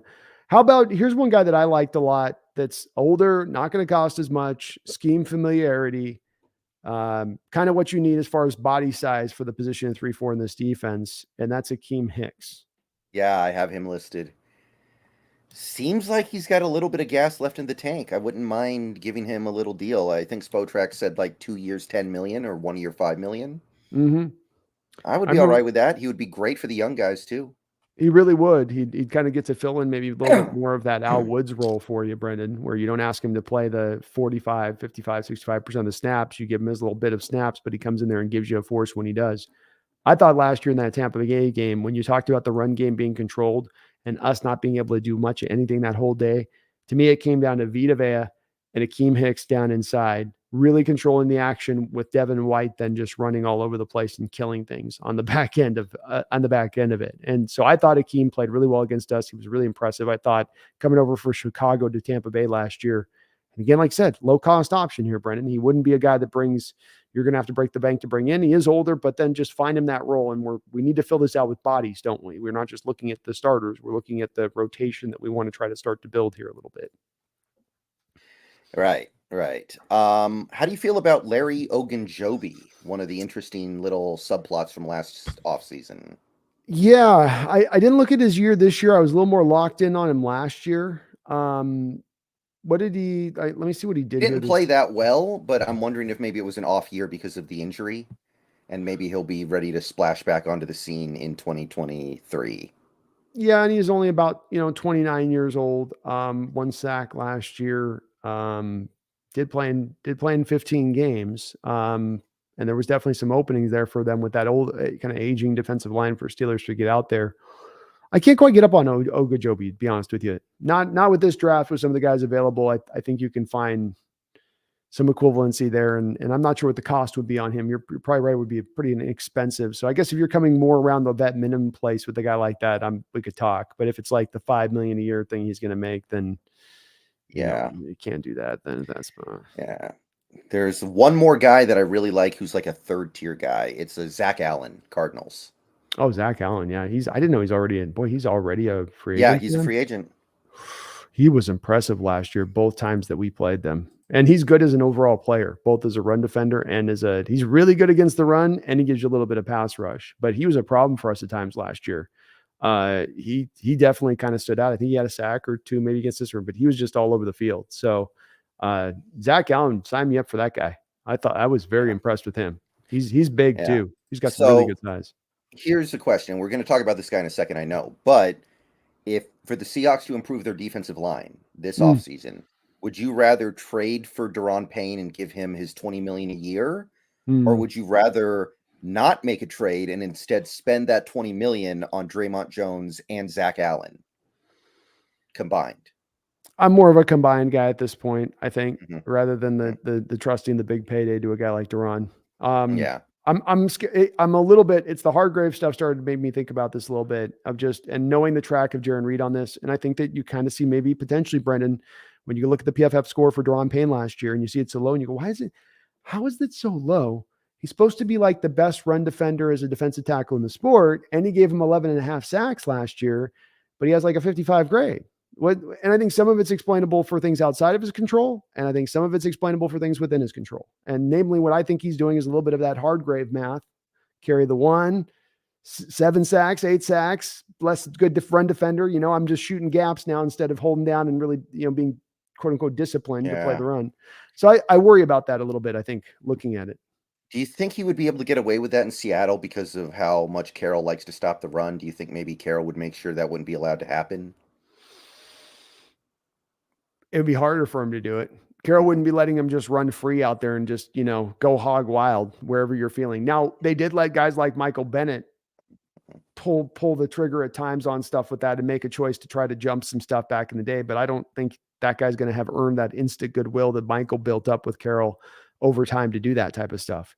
Yeah, So and I don't recall our run defense ever really being bad when Bennett was here either. So no, Bennett knew the times when he could take a shot. He knew when he could have a read, and you're very rare for those players that the coaches are going to give that level of trust to. They're especially a guy like Carroll that's very worried about the back end getting exploited anyway, and that's what happens potentially if you jump on the wrong play, you pick your wrong time.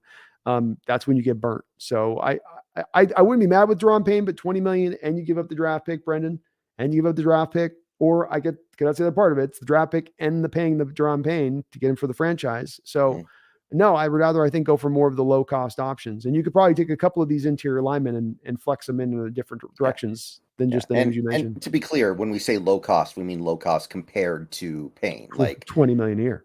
yeah, Draymond Jones is not going to be low cost, and neither is Zach Allen. But No, yeah, combined, their contracts might get to 20 million. that's right.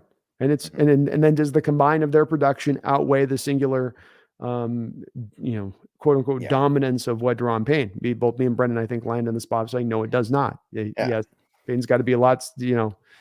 I come back to it's that he'll give him 60% of the totality of those two guys, maybe, and that's not for the 20 million now. No, no, no, no. Got a donation here. Let me get this through real quick. Kevin Mullen, thank you for the double donation, by the way, Kevin. Thank you so much for that.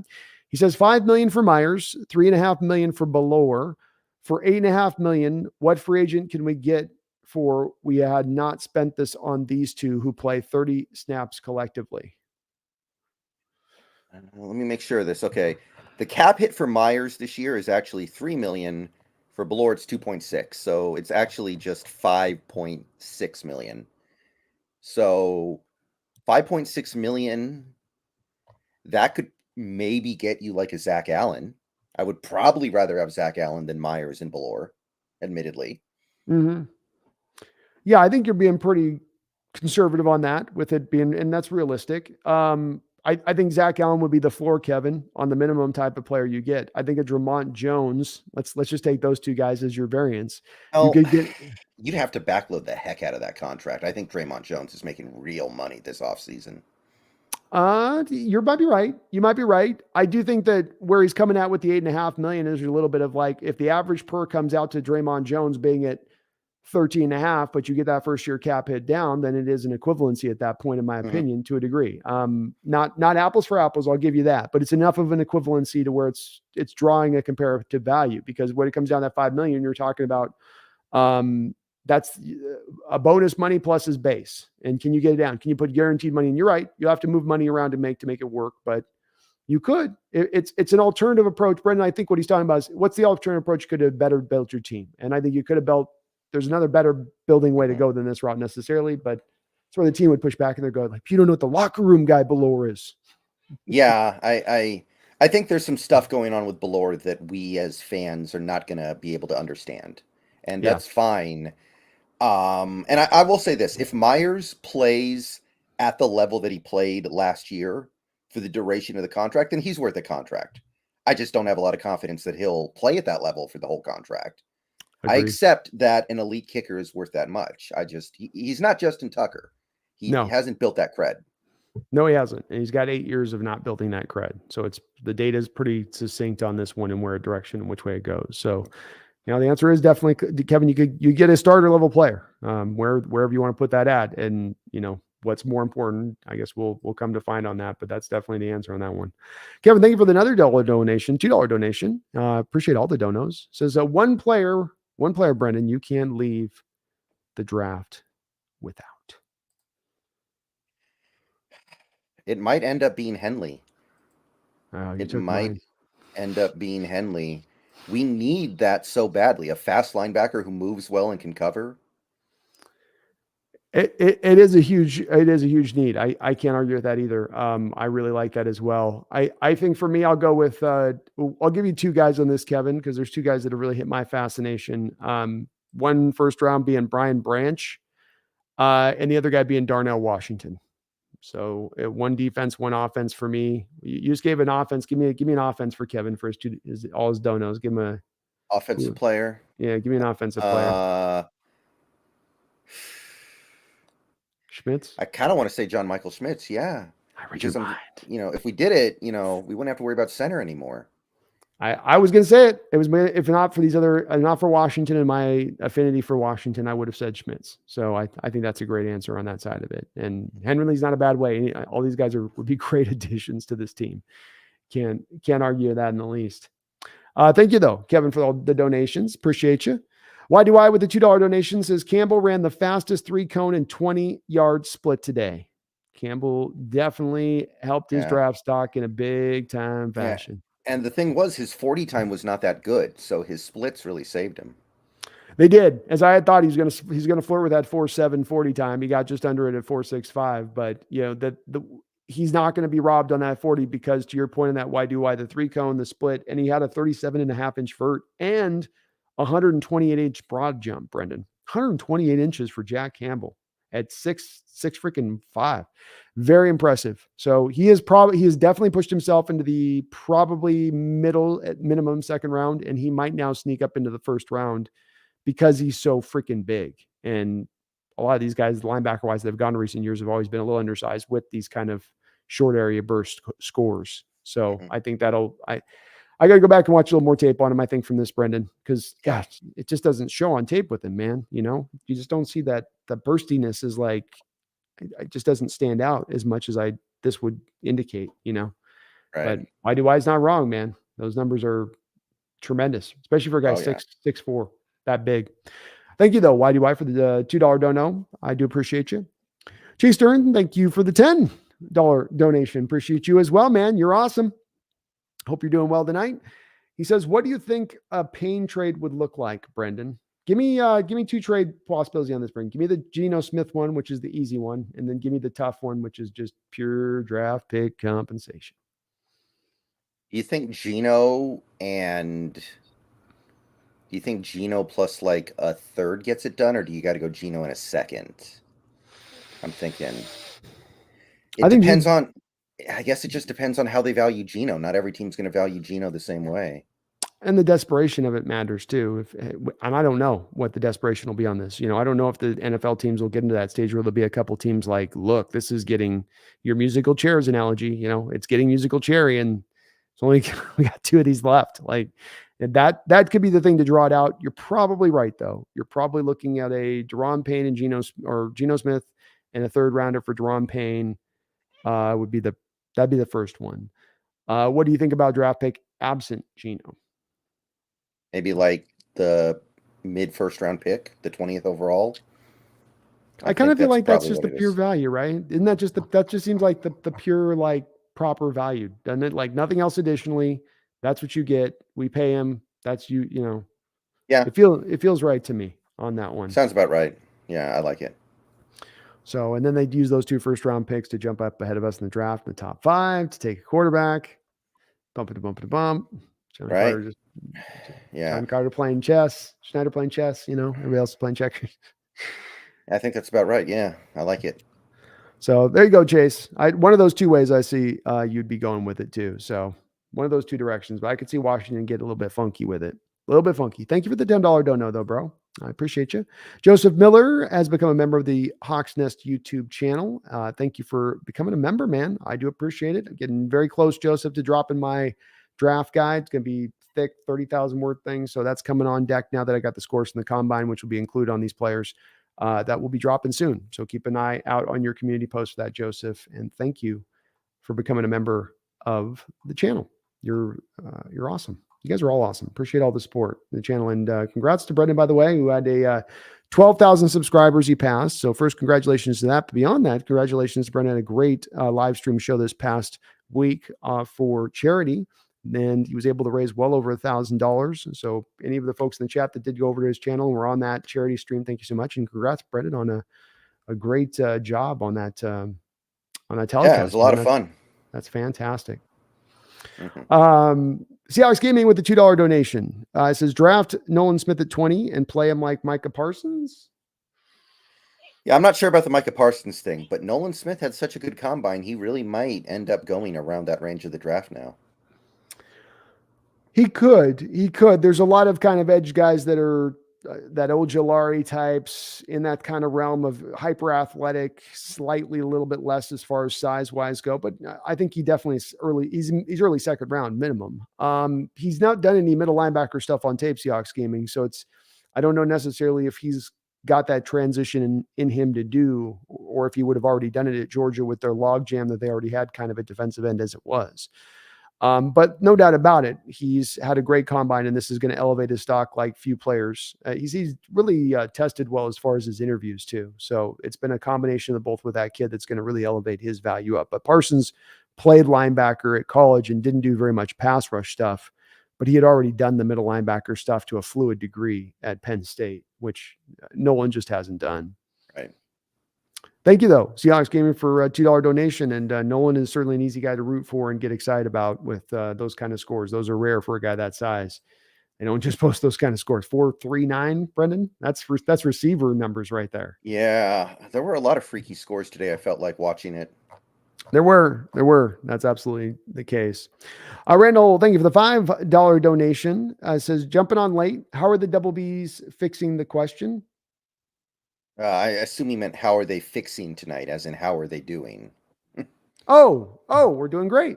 We're doing awesome, man. We're getting to talk draft coverage, free agency. We're in hog heaven right now, Randall. You know what I mean, man? So we're getting to live our best lives right now when we get to talk all this type of stuff at once and have it all kind of popping and bubbling all over the place. So thanks for hopping in, though, Randall. It's always great to see you in the chat, and appreciate the donation, man. Hope you're doing well out there tonight. I got to touch base with you offline. Reach out to you, see how you're doing. But you're awesome. Always awesome, Randall. Peter Go Hawks with a $2 donation says, what's both your thoughts on Kalijah Cansey? Is he a beast? I'm wondering if he's going to be like the Travon Walker. Could be. And Cansey certainly had a great day today. What do you run, a 4.57? Is that what he runs? Let me check to be sure here. I think he weighed in. I don't think he ran that fast, but he's like 280. 4.6, yeah. So he's 4.67, 40-yard dash. He run a 1.64, 10-yard split, which he's not an edge guy. He's an interior guy. So 1.64 for an interior defensive lineman is very impressive. He didn't do any of the other drills that I saw out there. Did measure in at 6'1". They gave him official stats on that 6'1". I'm drawn in a couple directions on this, Brendon. Number one, lightning quickness. Comp to Donald feels very much applicable here, but the 30 and 5/8 inch arm length. Is that troublesome for you, or is that a minor speed bump for him with his level of dynamicism in the interior? I mean, I don't feel comfortable comparing really anybody to Aaron Donald. I'll say that. I kind of get it, but I think that that's a standard that's really, really hard to reach, and I'm not really going to expect any of that from him. But yeah, it's definitely a concern. It's got to be a concern. I can't just ignore it. You're right. but there's so many other good things going on with him. And as I always like to say, there is no such thing as a sure thing in the draft, or the sure things that do come along once every like 10 years. Like the only can't miss prospect that I've ever seen is Andrew Luck. And I've been following this draft for a while now. So I I I would certainly be willing to spend a very high pick on him at this point. What's the highest you'd take him at? Where's his floor spot for Kansas? The highest I'd be willing to take him, if you trade back to like maybe 8 or 9, I'm wondering if I would do it there. I might. I feel like I would, Brendon, because of the fact that I liked him before this combine, and the arms worry me. They do. But I did have him as my number 2 defensive tackle ahead of Breezy. And if you're talking about getting that at 9, the second best defensive tackle in the draft at that point to me would be, that's probably the floor though. You're right. That is probably the spot where you don't want to go really top 8. And even at 9, you're kind of like to go a little bit deeper in the draft on a guy like that. But he's got a close enough measurables to me, Peter Go Hawks, where he's not Aaron Donald. He's, to me, I've thought the comp for him with Aaron Donald is it's applicable, number one, because the guys look so similar on tape coming out of college. He's not going to be generational like that, but if you look at those two guys' tape out of Pitt, I mean, wearing the same jersey, you're wearing the same number, I think. You're going to be like, am I watching just like the exact same? Is that his son 10 years later, 20 years later? So I'm going to say that I do like him. If they want to go for him, I'm going to be on board with him. He's a unique guy in this draft, but yeah, I don't think you can go number 5. That'd be way too early. And even top 10 is probably going to make you hesitate just a little bit. Yeah. It's fun.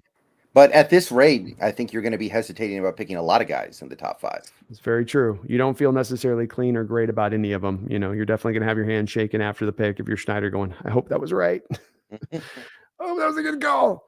Thank you, though, Peter Go Hawks. I appreciate you. Randall following up his other donation to let us to get clarity. And Randall, thank you for the double dono, man. And sorry we were kind of misunderstood, I guess, on the first question. He said, "Men, how are you all fixing the D?" Well, I guess that's the part we weren't really as clear with this, Brendon. But in reading a little bit on some of the and correct me if I'm wrong on this, and reading on some of the guys that you're kind of gravitating towards, we still have defensive tackle to look at here, but you do seem to be looking at more of kind of middle market approaches here to some of these free agents on this market. We've talked about guys you would sign at the big end of it, but for the most part, you seem to be gravitating a little bit more towards the mid-market deals. Is that fair? Yeah, I think that when you have a lot of draft capital like we do, then it makes sense. Like I often say, and I know this isn't entirely fair all the time, but I often say free agency is kind of where you go when you didn't get it done in the draft. Mm-hmm. Like, I think that most teams would love, and actually, I shouldn't even say that. Every team would love it if they never had to sign a single free agent and they got everything they need through the draft and were able to just nail all their picks. You'd never have to go to free agency, right? That's right. So we have a lot of picks. Like, you could draft Trenton Simpson at 20. And honestly, I would expect him to very quickly become one of the better linebackers in the league. Like a better version of what Devin Lloyd was giving you last year. Mm-hmm.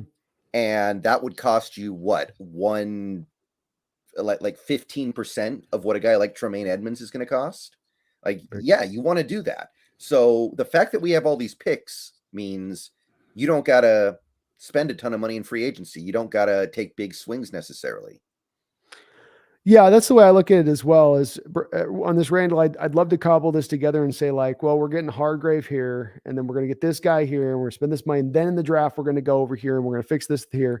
I lean more now into the direction of saying, no, what we do is we stick to our designs of build it up from the draft, build the defense up from the draft, attack it with a BPA philosophy, but maybe a general leaning towards the defensive side of the ball within that, and getting the defense really fast and young. Especially going free agency, Brendon, I'd say defense, especially here. It's those old Holmgren quotes that stand out to me. And I know I've told it to you ad nauseum and the audience ad nauseum, but it's that whole lesson he learned of being a general manager. When he came in the door, he went older defense initially, and then he went young offense. And they asked him what he would have done differently in retrospect. And he said, I would have gone young defense and older offense. And so if I go from that, Randall, and let that kind of be sometimes a bit of a driving force, and I look at the defense and that knowing when they get older, they do slow down quick, as we saw at the Legion of Boom, that cliff comes fast. I go really just allowing the draft to be something that molds this, Randall. Like you're okay with going We got 10 picks, Brendon. Is that confirmed at this point? 9 or 10? I believe And it's 10 because we have the 7th rounder. so we got the 10 picks, Randall. We go 6, 7 of those picks, and most of those being early. I'm going to be okay with that. That's completely the direction. But I don't have a fixed spot of we got to grab this guy or grab that guy. It's more about just go BPA, lean to defense, keep getting young and hungry on defense, and round out the offense. If anything, that's where free agency to me, get the guard maybe in free agency, or get the third wide receiver if you've got to find out there maybe in free agency. That's the place to top in from that, on my standpoint in that, Randall. Yeah. Thank you for the donation, though. Appreciate you, bro. Kevin Mullen with a $5 donation says Jody Allen has a gun to your head in the draft room. Oh my God. She's adamant for Bryce Young. He did turn into Jerry Jones. She did. Oh my God.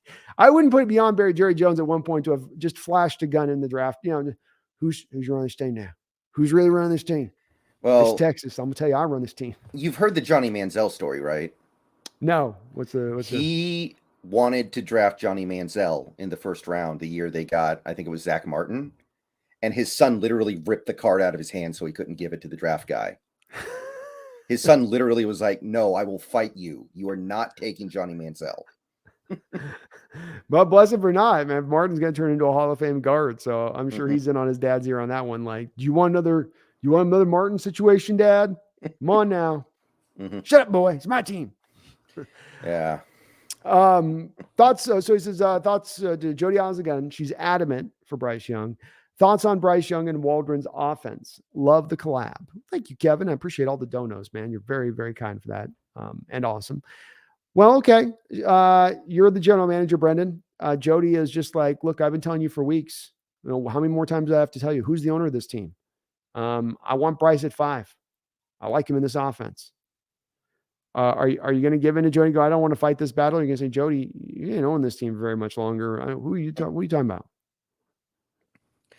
I mean, look, if Bryce Young was 6'4" and 225 pounds with the exact game that he has, like that would be a Peyton Manning, John Elway, Andrew Luck level QB prospect, I think. But I'm getting the sense that, you know, he's going to show up to the weight room at the combine in the next couple of days here, and it's going to be like 5'9.5", 175. Like he's going to be an absolute lightweight, and I just don't see how that lasts in the NFL. It's too much. Like even if it was something like 6'1", 205 pounds, I could maybe see it, but I don't even think he's going to be that. I don't either. I think that somehow maybe some of these numbers come out of the combine sometimes. I don't know about that. And he just doesn't look it on tape, most importantly. He looks small on tape. He looks thin. He looks light. And I just come back to Jody and I'd say, Kevin, I get that you love him, and there's a lot of people do love him, but it's not the talent that you got to be looking at. It's what Brendon just said.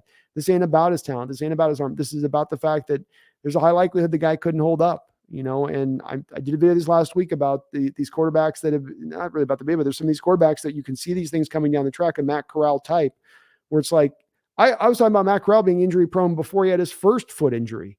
Now he's had a second foot injury with the Carolina Panthers. You know, I didn't want to draft him after the first foot injury because I said, hey, he's got this, he's slight, he's going to get broken again. And then he gets broken again, and he didn't even play one regular season game. That was just preseason football. It's, yes, you know, undersized guys that outweigh Bryce Young by 15 pounds that have gotten more battered and bruised and broken in this sport at just being still slightly undersized, comparatively speaking, to other guys out there. Being bigger doesn't guarantee success or guarantee health either. But it just does seem like, doesn't it, Brendon, that the bigger quarterbacks can at least sustain a little bit more of that punishment and stand up a little bit better than it is. You know, we don't have the data on it, obviously, to provide something to statistically back it up, but it does feel that way.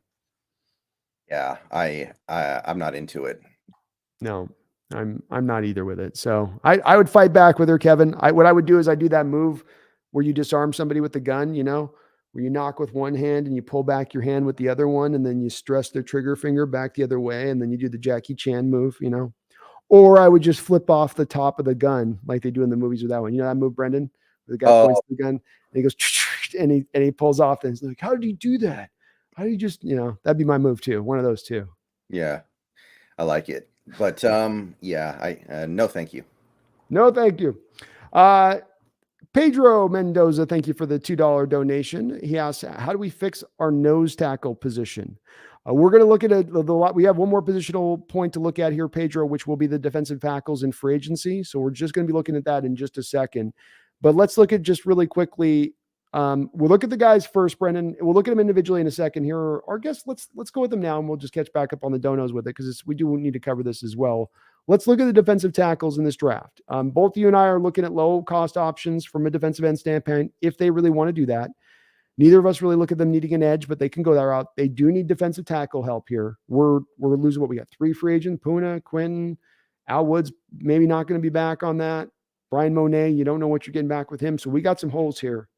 What we got here in free agency from a defensive tackle standpoint? Well, Daron Payne has actually played nose tackle for Washington previously, so he's probably the belle of the ball, even though technically not a free agent. Mm-hmm. I guess Washington could keep him because they cut Wentz and saved like $26 million. But I don't know how much they can seriously entertain that, knowing that Montez Sweat and Chase Young need extensions too. So I don't know if they can actually do it. No, wait, one of them already got extended, I think. Oh, is Jonathan Allen already got? Then that's Allen then. Okay, I know one of them already got extended. But you can't have $15 million a year plus contracts to 4 different defensive linemen on one team. There's no way.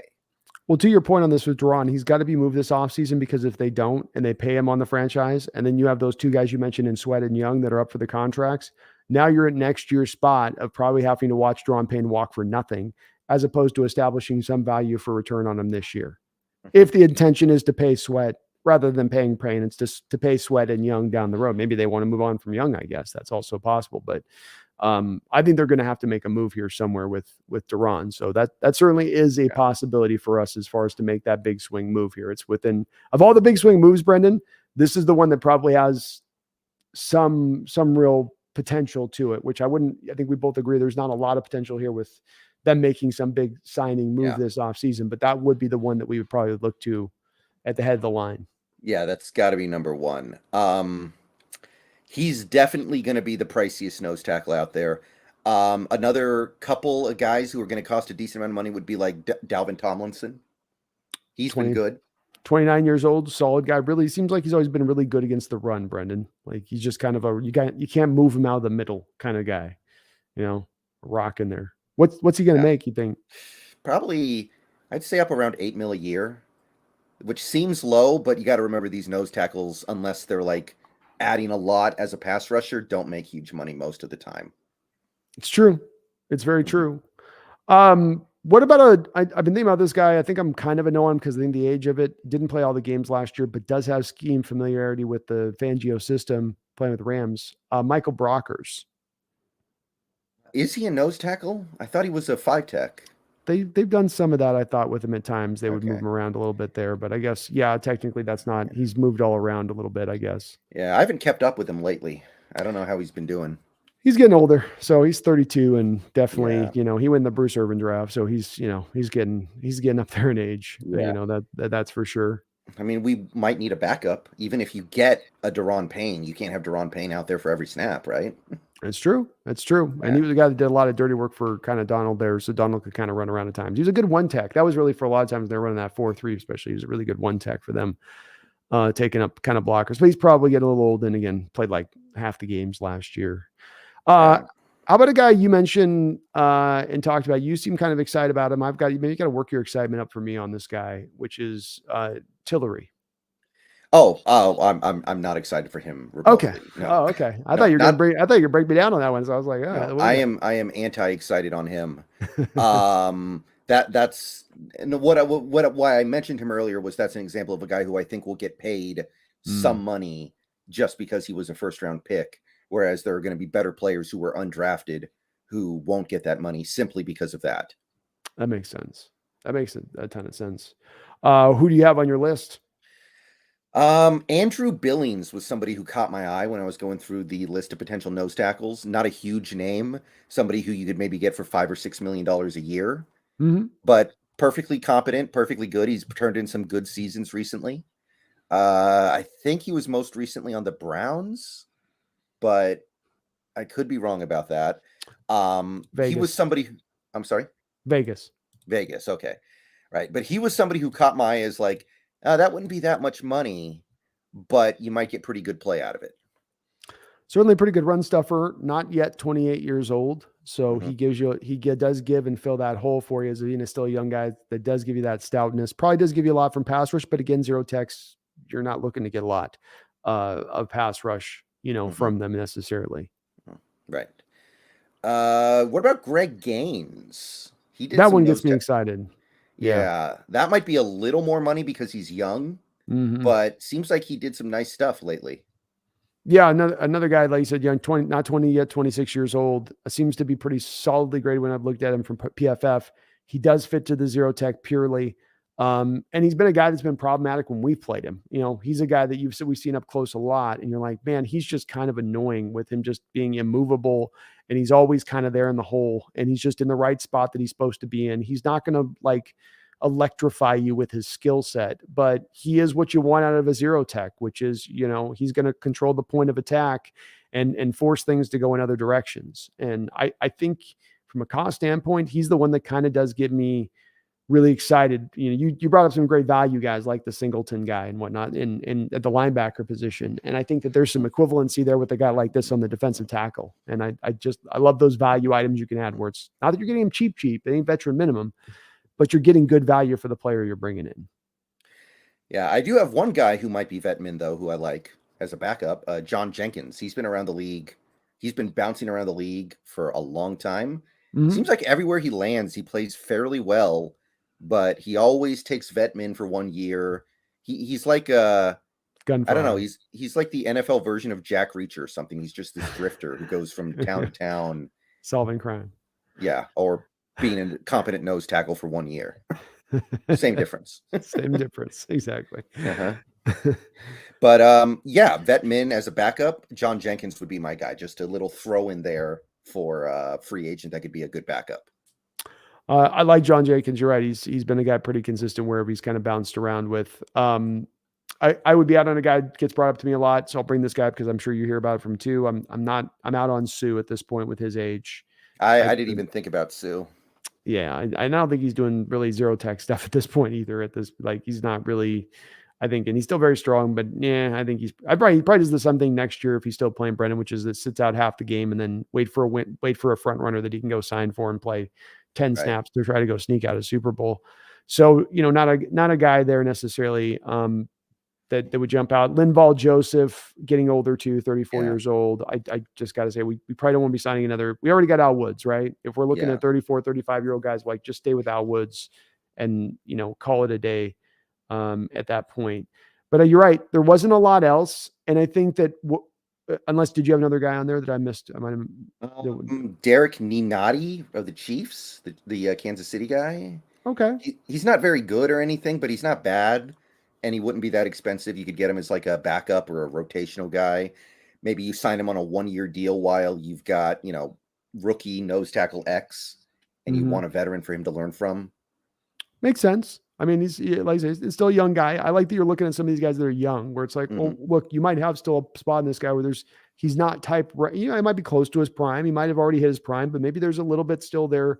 It's like what we did with Nuoso last year, where it's, he's coming off his best year, and maybe there's still a bit of a rise that this guy's on. You're not getting him as a end of his career and trying to squeeze the last few drops out of productivity that they have, to offer in that respect of things. Mm-hmm. When in regards to Pedro's question and just in regards to the zero tech situation, you mentioned a couple guys at the head of the line on this, or we mentioned in let's say Daron Payne and Greg Gaines potentially are really starters, but like you said, most of the guys you kind of mentioned, is it fair to say, are mostly guys that you're looking at? It seems to be targeting, if I'm picking your brain, that you're targeting on that backup zero tech. And if I'm taking it a logical step forward, you're looking at the front of the line of this. I address that zero tech in the draft with the many zero techs that exist in this draft. I mean, I think Dalvin Tomlinson would be a starter. I agree. Yeah, that'd be right. Andrew Billings is probably a starter, but generally speaking, yeah, if you have a choice, you always want to do things through the draft because it's cheaper, and if you hit, you have the player for longer because they're younger. But generally speaking, I would say yes, except for the fact that I don't know how this draft is going to do in nose tackles. Like Siaki Ika ran like the slowest 40 time I've ever seen in my life today. And I know it doesn't really matter, but it didn't help him. No, and you know, I've been pretty light on that guy. You know, I haven't been buying into that talk with him before this. So there's some okay ones, Brendan. I mean, Mozzie Smith, Zach Pickens, Keanu Benton, Devondre Sweat, Keandre Coburn, even, you know, all those guys could probably do some of that, but you know, you're right. We don't quite know necessarily, and none of them are necessarily no first rounders in those names. Like Benton's probably a second rounder, and the rest of the guys are, you know, back end. But some of that's also the zero tech where it's never going to be as highly valued because they don't pass rush unless somebody's really a freakish guy to be worthy of being picked that high. But thank you for the donation, man. Yeah, so we're going to do a little combination on that, Pedro. Me and Brendan, I think, would like to lean. If it's not the big swing and, you know, then it's not going to be the draw and pain, then you go just the low-cost option as your backup and then go into the draft looking to maybe target one of these guys at that point if you can do it. Not a lot of great options, man. It's zero tech's getting hard, Brendan. We saw this last year. You and I think we did a whole show trying to look at zero techs, and we're like, well, there's Haskins, I think we had, and then we had we had like 3 names last year that were worthy. Well, the big one was the Tyler. What was his name? God, there was that one guy, the nose tackle. The Georgia guy, right? It was no. You're thinking of Connecticut. You're thinking Connecticut, the Connecticut kid. Yeah. That was our one. He was nice. He was nice. He was it though. It was like we were looking like we got him, and then we go to the 5th round. That was tough. That was a tough one. This one's years better, Brendan, but last year was, oh my God, not many. Peter Go Hawks, thank you for the $2 donations. Says, how many offensive players do we get this draft? 3? I mean, that's really hard to answer, right? We don't know who's going to be there at our picks, especially when you get into the later rounds. That's hard to answer, but based off the roster, based off the needs right now, I would probably say 3 or 4, I guess, but I don't like looking at the draft like this because it pigeonholes you into making questionable picks when you should just be trying to do BPA most of the time. Same way I'd land here, Peter Go Hawks, is where it's you do try to lean if you can to defense on this, but just don't want to leave that realm too hard of the best player available. And as much as you have the needs on defense, you need 2 centers right now. You potentially need at least 1 guard. You need another backup running back, if not 2. You need a 3rd wide receiver. You know, there is some needs over there too, that if there's the guy that's the best player available on the board that you could tell yourself as a team, well, that's our best player available and it's to a place that we need. So the pick needs to happen. But the bottom line is your point's probably right. They're definitely going to take more defensive players when it's all said and done. And 3 or 4. 3 would be interesting if they go that hard with it, where it's 7 defensive players and only 3 offensive players. I'd be surprised at that wide of a disparity. What did we have last year? We had offense. Three of the first picks were offense. So the first 4, 1 defense. And then you had 2 corners taken. You had a defensive end. Who was it? Bo Melton and Derek Young. Right, Bo Melton and Derek Young. It's kind of at the end of the day, they'll balance out because they had Tariq Smith in there as well. Tariq Smith in there. So they kind of ran a fairly balanced draft at the end of the day on both sides with the offense being kind of the need the defense is this year, right? That's how we viewed last year. It was like, well, we got to hit the offense like 15 picks. But it ended up kind of going, balanced at the end of the day. And part of that's because I think they did the BPA thing. It wasn't about, well, we need this on offense. It's just simply who was the best player available on the board for us. And let's take them and just go that route with it. Correct. Which is a solid approach. Byron D, thank you for the $2 donation. Tyree, he says, Simpson, Ika, Avelia sound good. Pet your cat. Well, my cat's, she's roaming right now, man. She's out roaming here right now. I can't mess with them with the roaming. I don't mind that. I don't know very much about Avila yet. I haven't looked at him a lot. He's just like you're gonna have the same feeling that you do about Osiris. Honestly, I feel like you are like, where you're like, okay, you go, it's one of those prospects. You can't out and out go like he's bust, but you just kind of go, okay, I like 3 of those 4, Byron. I think Avelia, like Osiris Torrance, are going to be functional NFL players. I don't know what their upside is, but I certainly think they have high floors to them. Your first 2 picks, love it. Tyree Simpson, that's awesome. I'm not as much on Ika. Like Brendon was just talking about, he's got not quite T-Rex arms, but he's getting short. He's getting close to those little baby arms. And man, he just doesn't have any juice. There's no juice there in the legs, And that was it. He didn't come in like 370, Brendon. He 335. So it's not like you can go with Ika where you go, well, it's just he's 360. How fast do you expect a man at 360 to move? Like, 335. That's bigger, but yeah. Isn't there a thing with like Baylor defensive linemen, or am I thinking of no, another you're school? right. No, you're right. Remember they had the one guy you've seen the thumbnail on YouTube, what happened to this guy out of Baylor, the big 6'7" guy that was, I forget what his name was, but he was like Oakman or Oakwood or something. It He even wasn't had a Vernon. name. It wasn't Vernon Golston, was it?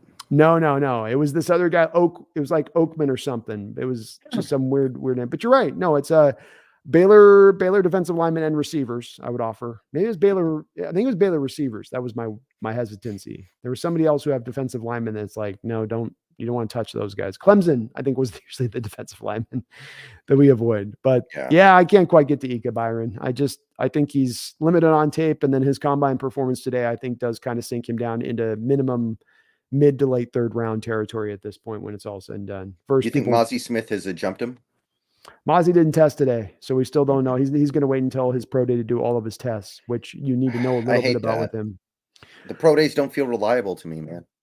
They don't to me either. You want a little bit of the common ground stuff, at least run a few drills, right? Like if you don't want to run all of them, at least do a couple of stuff there to at least, make your presence. Otherwise it looks like you're kind of hiding something to me a little bit when that's the case. And right now I have Mozzie as a third round prospect because of the lack of pass rush. He's not going to give me when I pick him in the second round as a zero tech. Like we saw a Connecticut guy. Like last year, Connecticut guy had actually some pass rush he could give you, and he still went in the third round. So like that's the going rate for those zero techs. That's where they tend to go. But yeah, I don't know. I don't know about the Ika one, man. I think you're on point with that one with your take with it. Where it's just like, yeah. I mean, maybe the wave of the future is going to be lightweight nose tackles, kind of like how linebacker that's a position that's starting to get lighter. Maybe they're just going to go like, remember when the Cowboys had Wade Phillips? They had a Jay Ratliff playing nose. He was like 290. Yeah. Well, to your point, the best zero tech in this draft theoretically right now is probably Keanu Benton, and he's much lighter than these other guys, like Ika and Coburn, and go down the zero tech line. He's your lightest, tested really well today as well. That's to your point. He's 6'3", so he's not to the Ratliff size, but in equivalent dollars today, right? Like in today's dollars, that's 6'3" is the 6 foot of 20 years ago or something. So. Yeah, I like where you're going that way. I could see it being that way because what is the benefit of having a guy that can only move in space 2 steps to his left or right in the modern NFL that's so much about horizontal play and not vertical play? Yeah. I think they get lost a little bit, man. I think you might be right. Nolan R. Vance, thank you for the $5 donation. Appreciate you. He says, like the stream and sub to both of these Hawk fan treasures. Oh, we're treasures, Brendon. I like that. And it says, thank you both for your hard work and insights. Are you more for trading back at 5 now? Thank you for that donation, all your donations, and being a member of the channel, Nolan. I appreciate you. What do you, Brendon, the Jalen Carter news, the maturation of your thought process in this draft, as it always is going to ebb and flow through the weeks leading up to this stuff. As we stand right now, maybe I asked you 2 weeks ago if Carter was there. You go, you just take Carter. Carter's there now at 5. What are you doing at 5? Maybe, well, okay. It depends who's there. Is there a quarterback there? I guess there has to be, right? You got Richardson and Carter there. Those are your 2 choices. Okay. Then I guess you find the team that really likes Richardson, because generally in my experience, teams that trade up are trading up to get a quarterback. So you're going to have to find the team that likes Richardson, trade with them. Hopefully they're in that 8 to 9 range. And then you get Cansey. I think I like that a little bit better than taking Carter at this point, because I think you could get a lot in that trade down, because when a team is willing to trade up for a quarterback, they tend to give up a lot. That's right. It becomes do you take a Jalen Carter, or you get Cansey plus I have a future first next year and maybe an additional second round pick in this draft? I think that's a very solid point on your part as far as looking at this. And the way we always got to look at this stuff is the totality of what you get going the other way. You don't just go, what the guy got at 9. No, it's the extra first round pick in addition to it. I've got a fascination with Carter. I think that's just makes me probably emotionally attached to him in a way that doesn't allow me to be unbiased on this as I probably should be. It'd be hard for me not to pull just the trigger on Carter for his word, but let's just say Carter is gone, or they've got him off the board, or we hear more information that makes him look like a murderer or whatever, I guess at this point. I would be in favor. My second option here, Nolan, is my favorite is to go back and move. That's option 2 for me. So I'm with Brendon. I really would love to pursue that angle. And if we're at a spot, even with Carter there, that still to me means 3 quarterbacks go in the, especially with the Carter situation, that still now means 3 quarterbacks go in the top 4. Anderson goes off the board.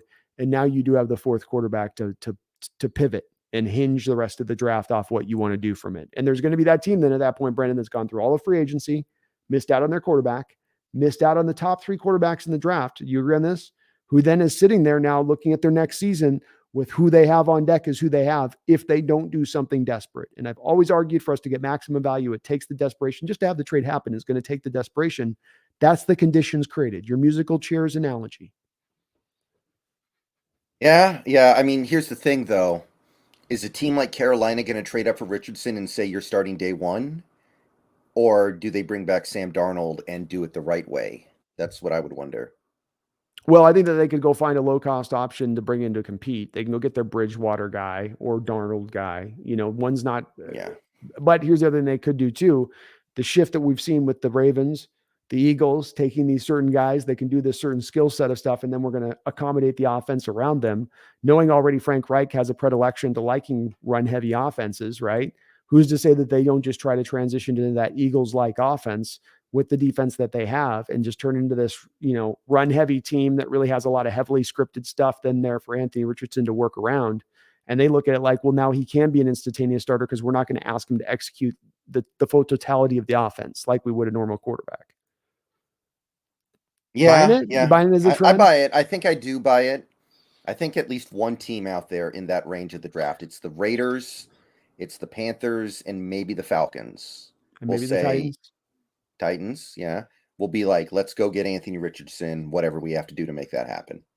Yeah. Just takes one with it, Nolan. But at the end of the day, both me and Brendon lean towards the ideal being rather than picking one particular player, there are 2 move back, I think. Absent me with Carter, which I will admit, maybe I'm just emotionally attached at this point. Nolan, thank you for another $5 donation, man. Appreciate the double donos. Have you heard any update from Gino's DUI from a year ago? No shade. Stuff happens. Just wondering if it comes into play. Thank you for the donation, man. All the donos. I haven't seen anything come up of this. My understanding is it got dropped, so it's not a factor anymore. And I don't know if this is true or not, but apparently when it happened, he technically wasn't under contract. So it's somewhat dubious if the league can even punish him since he wasn't in the league at the time. Ooh. I don't know if that's true or not, but either way, I would be very surprised if anything happened now. Yeah, so Brennan's got more information on this than I do, Nolan. I'll trust in his if he's heard that it had been dropped with it. So some of the stuff can obviously last out for a long period of time. But I would say that if that's the case, then he's all good because that sounds like he got through the loophole. Brendon, he found the loophole. Yeah, the Goodell loophole that we thought did not exist. Every man that falls under his blade is cut. Right. Good for him. Yeah, absolutely. Thank you, though, Nolan, for the donos. Megan Gach, Roger, my lady from Dan Enda. How you doing? Hope you're hopefully well. Says, okay, boys and 12s, I'm heading out. Talk to you soon. Well, thank you for the $2 donation and all the mod duties you do out there. I do appreciate you doing that for me. And have yourself a great night. Great night. We're almost caught up here, Brendon. One more, right? One more. This is one right at the bottom. Robbie Red with another $2 donation. Thank you for double dono, Robbie. Thank you again to everyone out there, guys, tonight for all your support to the channel on that. Both Brendon and me do really appreciate it. Says, hey guys, what's the move on center? Draft and sign. Let's go with go front to back on that one. Give me your sign first because we just kind of talked about this last week a little bit with the center position. I like Connor McGovern the most. I guess second place would be Posick, then maybe Bradley Bozeman, and then it gets kind of weak. So you got the draft, you got JMS, who is a dream, I think. He's very close to Linderbaum. And then you've got other guys too who I like, Tittman. Unfortunately Van Pran didn't declare. I think Van Pran actually might have been perfect, but he's staying back. Mm-hmm. So you've got the Ohio State guy, Whippler, I think his name is. That's right. You've got a couple other guys as well. It's not a bad center class, I don't think. Nope. I think that Schmitz actually really kind of saved it. Like he is so good on his own that he kind of made the whole center class look better just with his presence. Agreed. And I think it's a better center on the, like Linderbaum last year. Once you left off of him, it was kind of a drop. There was definitely not as many guys behind him last year, even with as good as he was. But these guys are a little better with that, Robbie. I think Brendon's list of free agents are pretty close to me. Me and him kind of flip flop between McGovern and Posick. I'm more Posick. He's more McGovern, but I can go with either one on that one. In the draft, I think it's pretty clear at this point, Robbie, that there's my going new theory on this, Brendon, that just kind of got established today off the combine, especially knowing the Seahawks visited with Henley already, is that the two guys that I see in this draft right now that are the two guys Seahawks would jump up ahead of and move up higher, just that you could predict on. There'll be other guys that do this for maybe, but that they might jump a little bit higher, 10 picks, 15 picks higher than those guys will go, would be Schmitz at 20 and would be potentially Deion Henley with the first pick in the second round.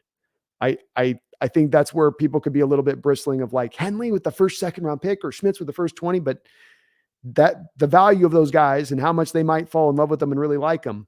And I can't pick at them like I can pick at other players like a Brooks with that if they win Henley there at second round, because I go, no, this is a different player. You know, you're getting now a player no more built to the modern designs of how you need a defense to be able to run. Versus Brooks, who was a run stuffing middle linebacker from 1985. Brendon, you know, it wasn't going to work. So, Robbie, that'd be my direction that I would go with this. Brendon mentioned a couple of the centers. I think those guys are great. The Michigan kid stands out to me from a pure Oluwatimi?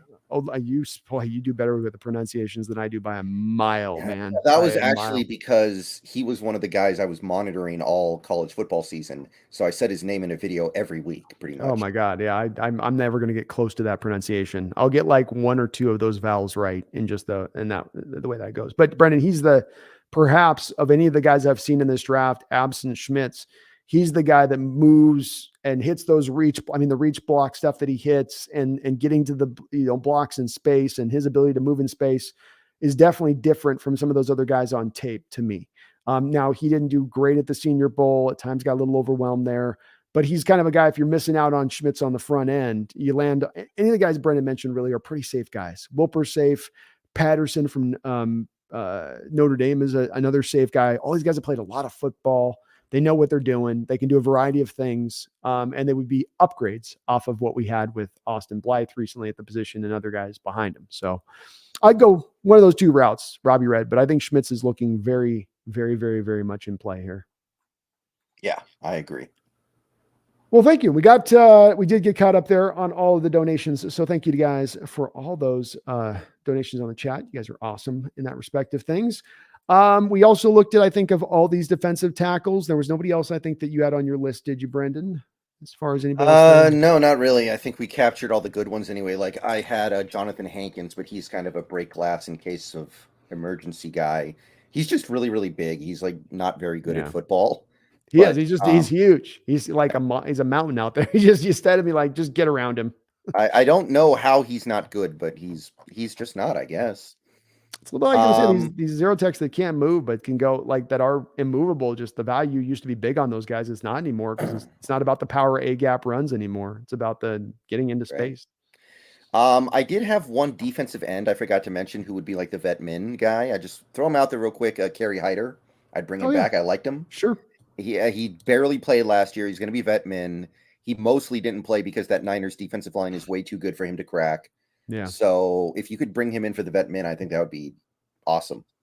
Yeah. And I think it would as well. I think he could round out there for his properly sized 3-4 defensive end position. He's been doing more 4-3 in his career, but I think he could give you a little bit of that on the inside there as well. So I think the one thing stands out, Brendon, is last week on Brendon's channel. If you guys didn't check it out, go check out the video. We did his show last week looking at the offensive free agents on his channel. And now we've looked at the defensive free agents. I think the thing that stands out to me is you and I were somewhat like a little worried when we looked back this 2 months ago about not having as much money to spend and kind of seeing how it was going to drain down, at where we were maybe hoping we'd be able to be a little more active initially in free agency, is that maybe it's okay not quite having 55, 60 million, not having Chicago Bears or Atlanta Falcon like money to spend, because of the fact you don't necessarily love the free agent class as much on that, right? It is a little bit of a Would you call? I mean, or maybe I'm overstating that. I don't like to put words in your mouth on this. So Well, I don't know if barren is the right word, but in free agency, if you want the big time stars, you're going to have to pay big time money 95% of the time.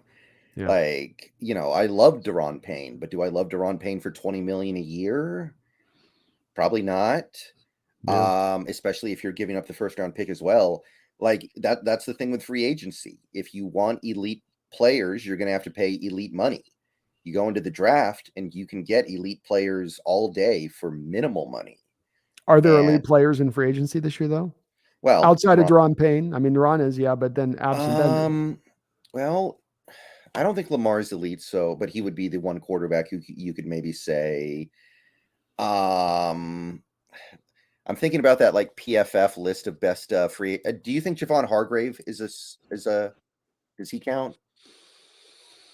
I guess he's kind of on the line to sort of, I guess. Yeah, he'd be not a clear, like with Deron. You say Deron, yeah, it's clear runaway. I don't have to think about it, right? You say even Lamar, I go, okay, yeah, it's pretty clear. I don't have to think about it. With Hargrave, I got to think, yeah, kind of, I Uh, guess. Jesse Bates. Yeah, I would put him out there. Jesse's definitely legitimate. So I mean, what's interesting about that is the ones you're mentioning here are all guys franchise. So the cost, it's not only the cost of the cost, but it's the cost of the like. I don't think the Bengals franchised Bates. Did They they let him franchised just him. go? Well, they franchised him last year, so it's going to be even more expensive this year, That like by organization is 20%. so freaking cheap. Yeah. Like they're so cheap, man. In Like their defense, they're about to have to give Burrow a lot of money. I know, but who else are they paying? Who else? Who else is? When does Well, Chase come up? he's got another one more year. Okay. So they like that's going to come down the pack, and I guess T Higgins is up here potentially too. So there's some other decisions they have to make with it. But boy, yeah, I don't know with that one. That's silly for them to let Jesse go. He's part of what helps make that defense really run. He's a really fun safety. One of the better in the game, like top probably 3. Mm-hmm. But yeah, those are probably the only guys. I just feel like usually we've got like more of a collection of a 5 to 10er. It feels like more maybe of a 1 to 3 this year, and it's 1 to 3 with most of them being franchised in that 1 to 3. If it's Lamar, Deron, and then this guy's not, but it just feels. What about Saquon? Just to throw that one out there. I wouldn't, because of the fact that you have his injury history there. I mean, whoever signs him has got that big injury quotient that, yeah, okay, 1 year of productivity, but every other year he couldn't stay healthy, basically, aside from the rookie season. The other thing with Saquon that's troublesome for me as a running back, and it's always been troublesome with me, is it's the Sean Alexander principle that you apply to him. It's you're not getting the consistent run guy. You're getting the dance, and negative run, negative one, then you get the big boom play down the field. And as opposed to the guy that can kind of get what's there sometimes, just take what's there, where you sometimes get yourself in trouble in those 2nd and 12s.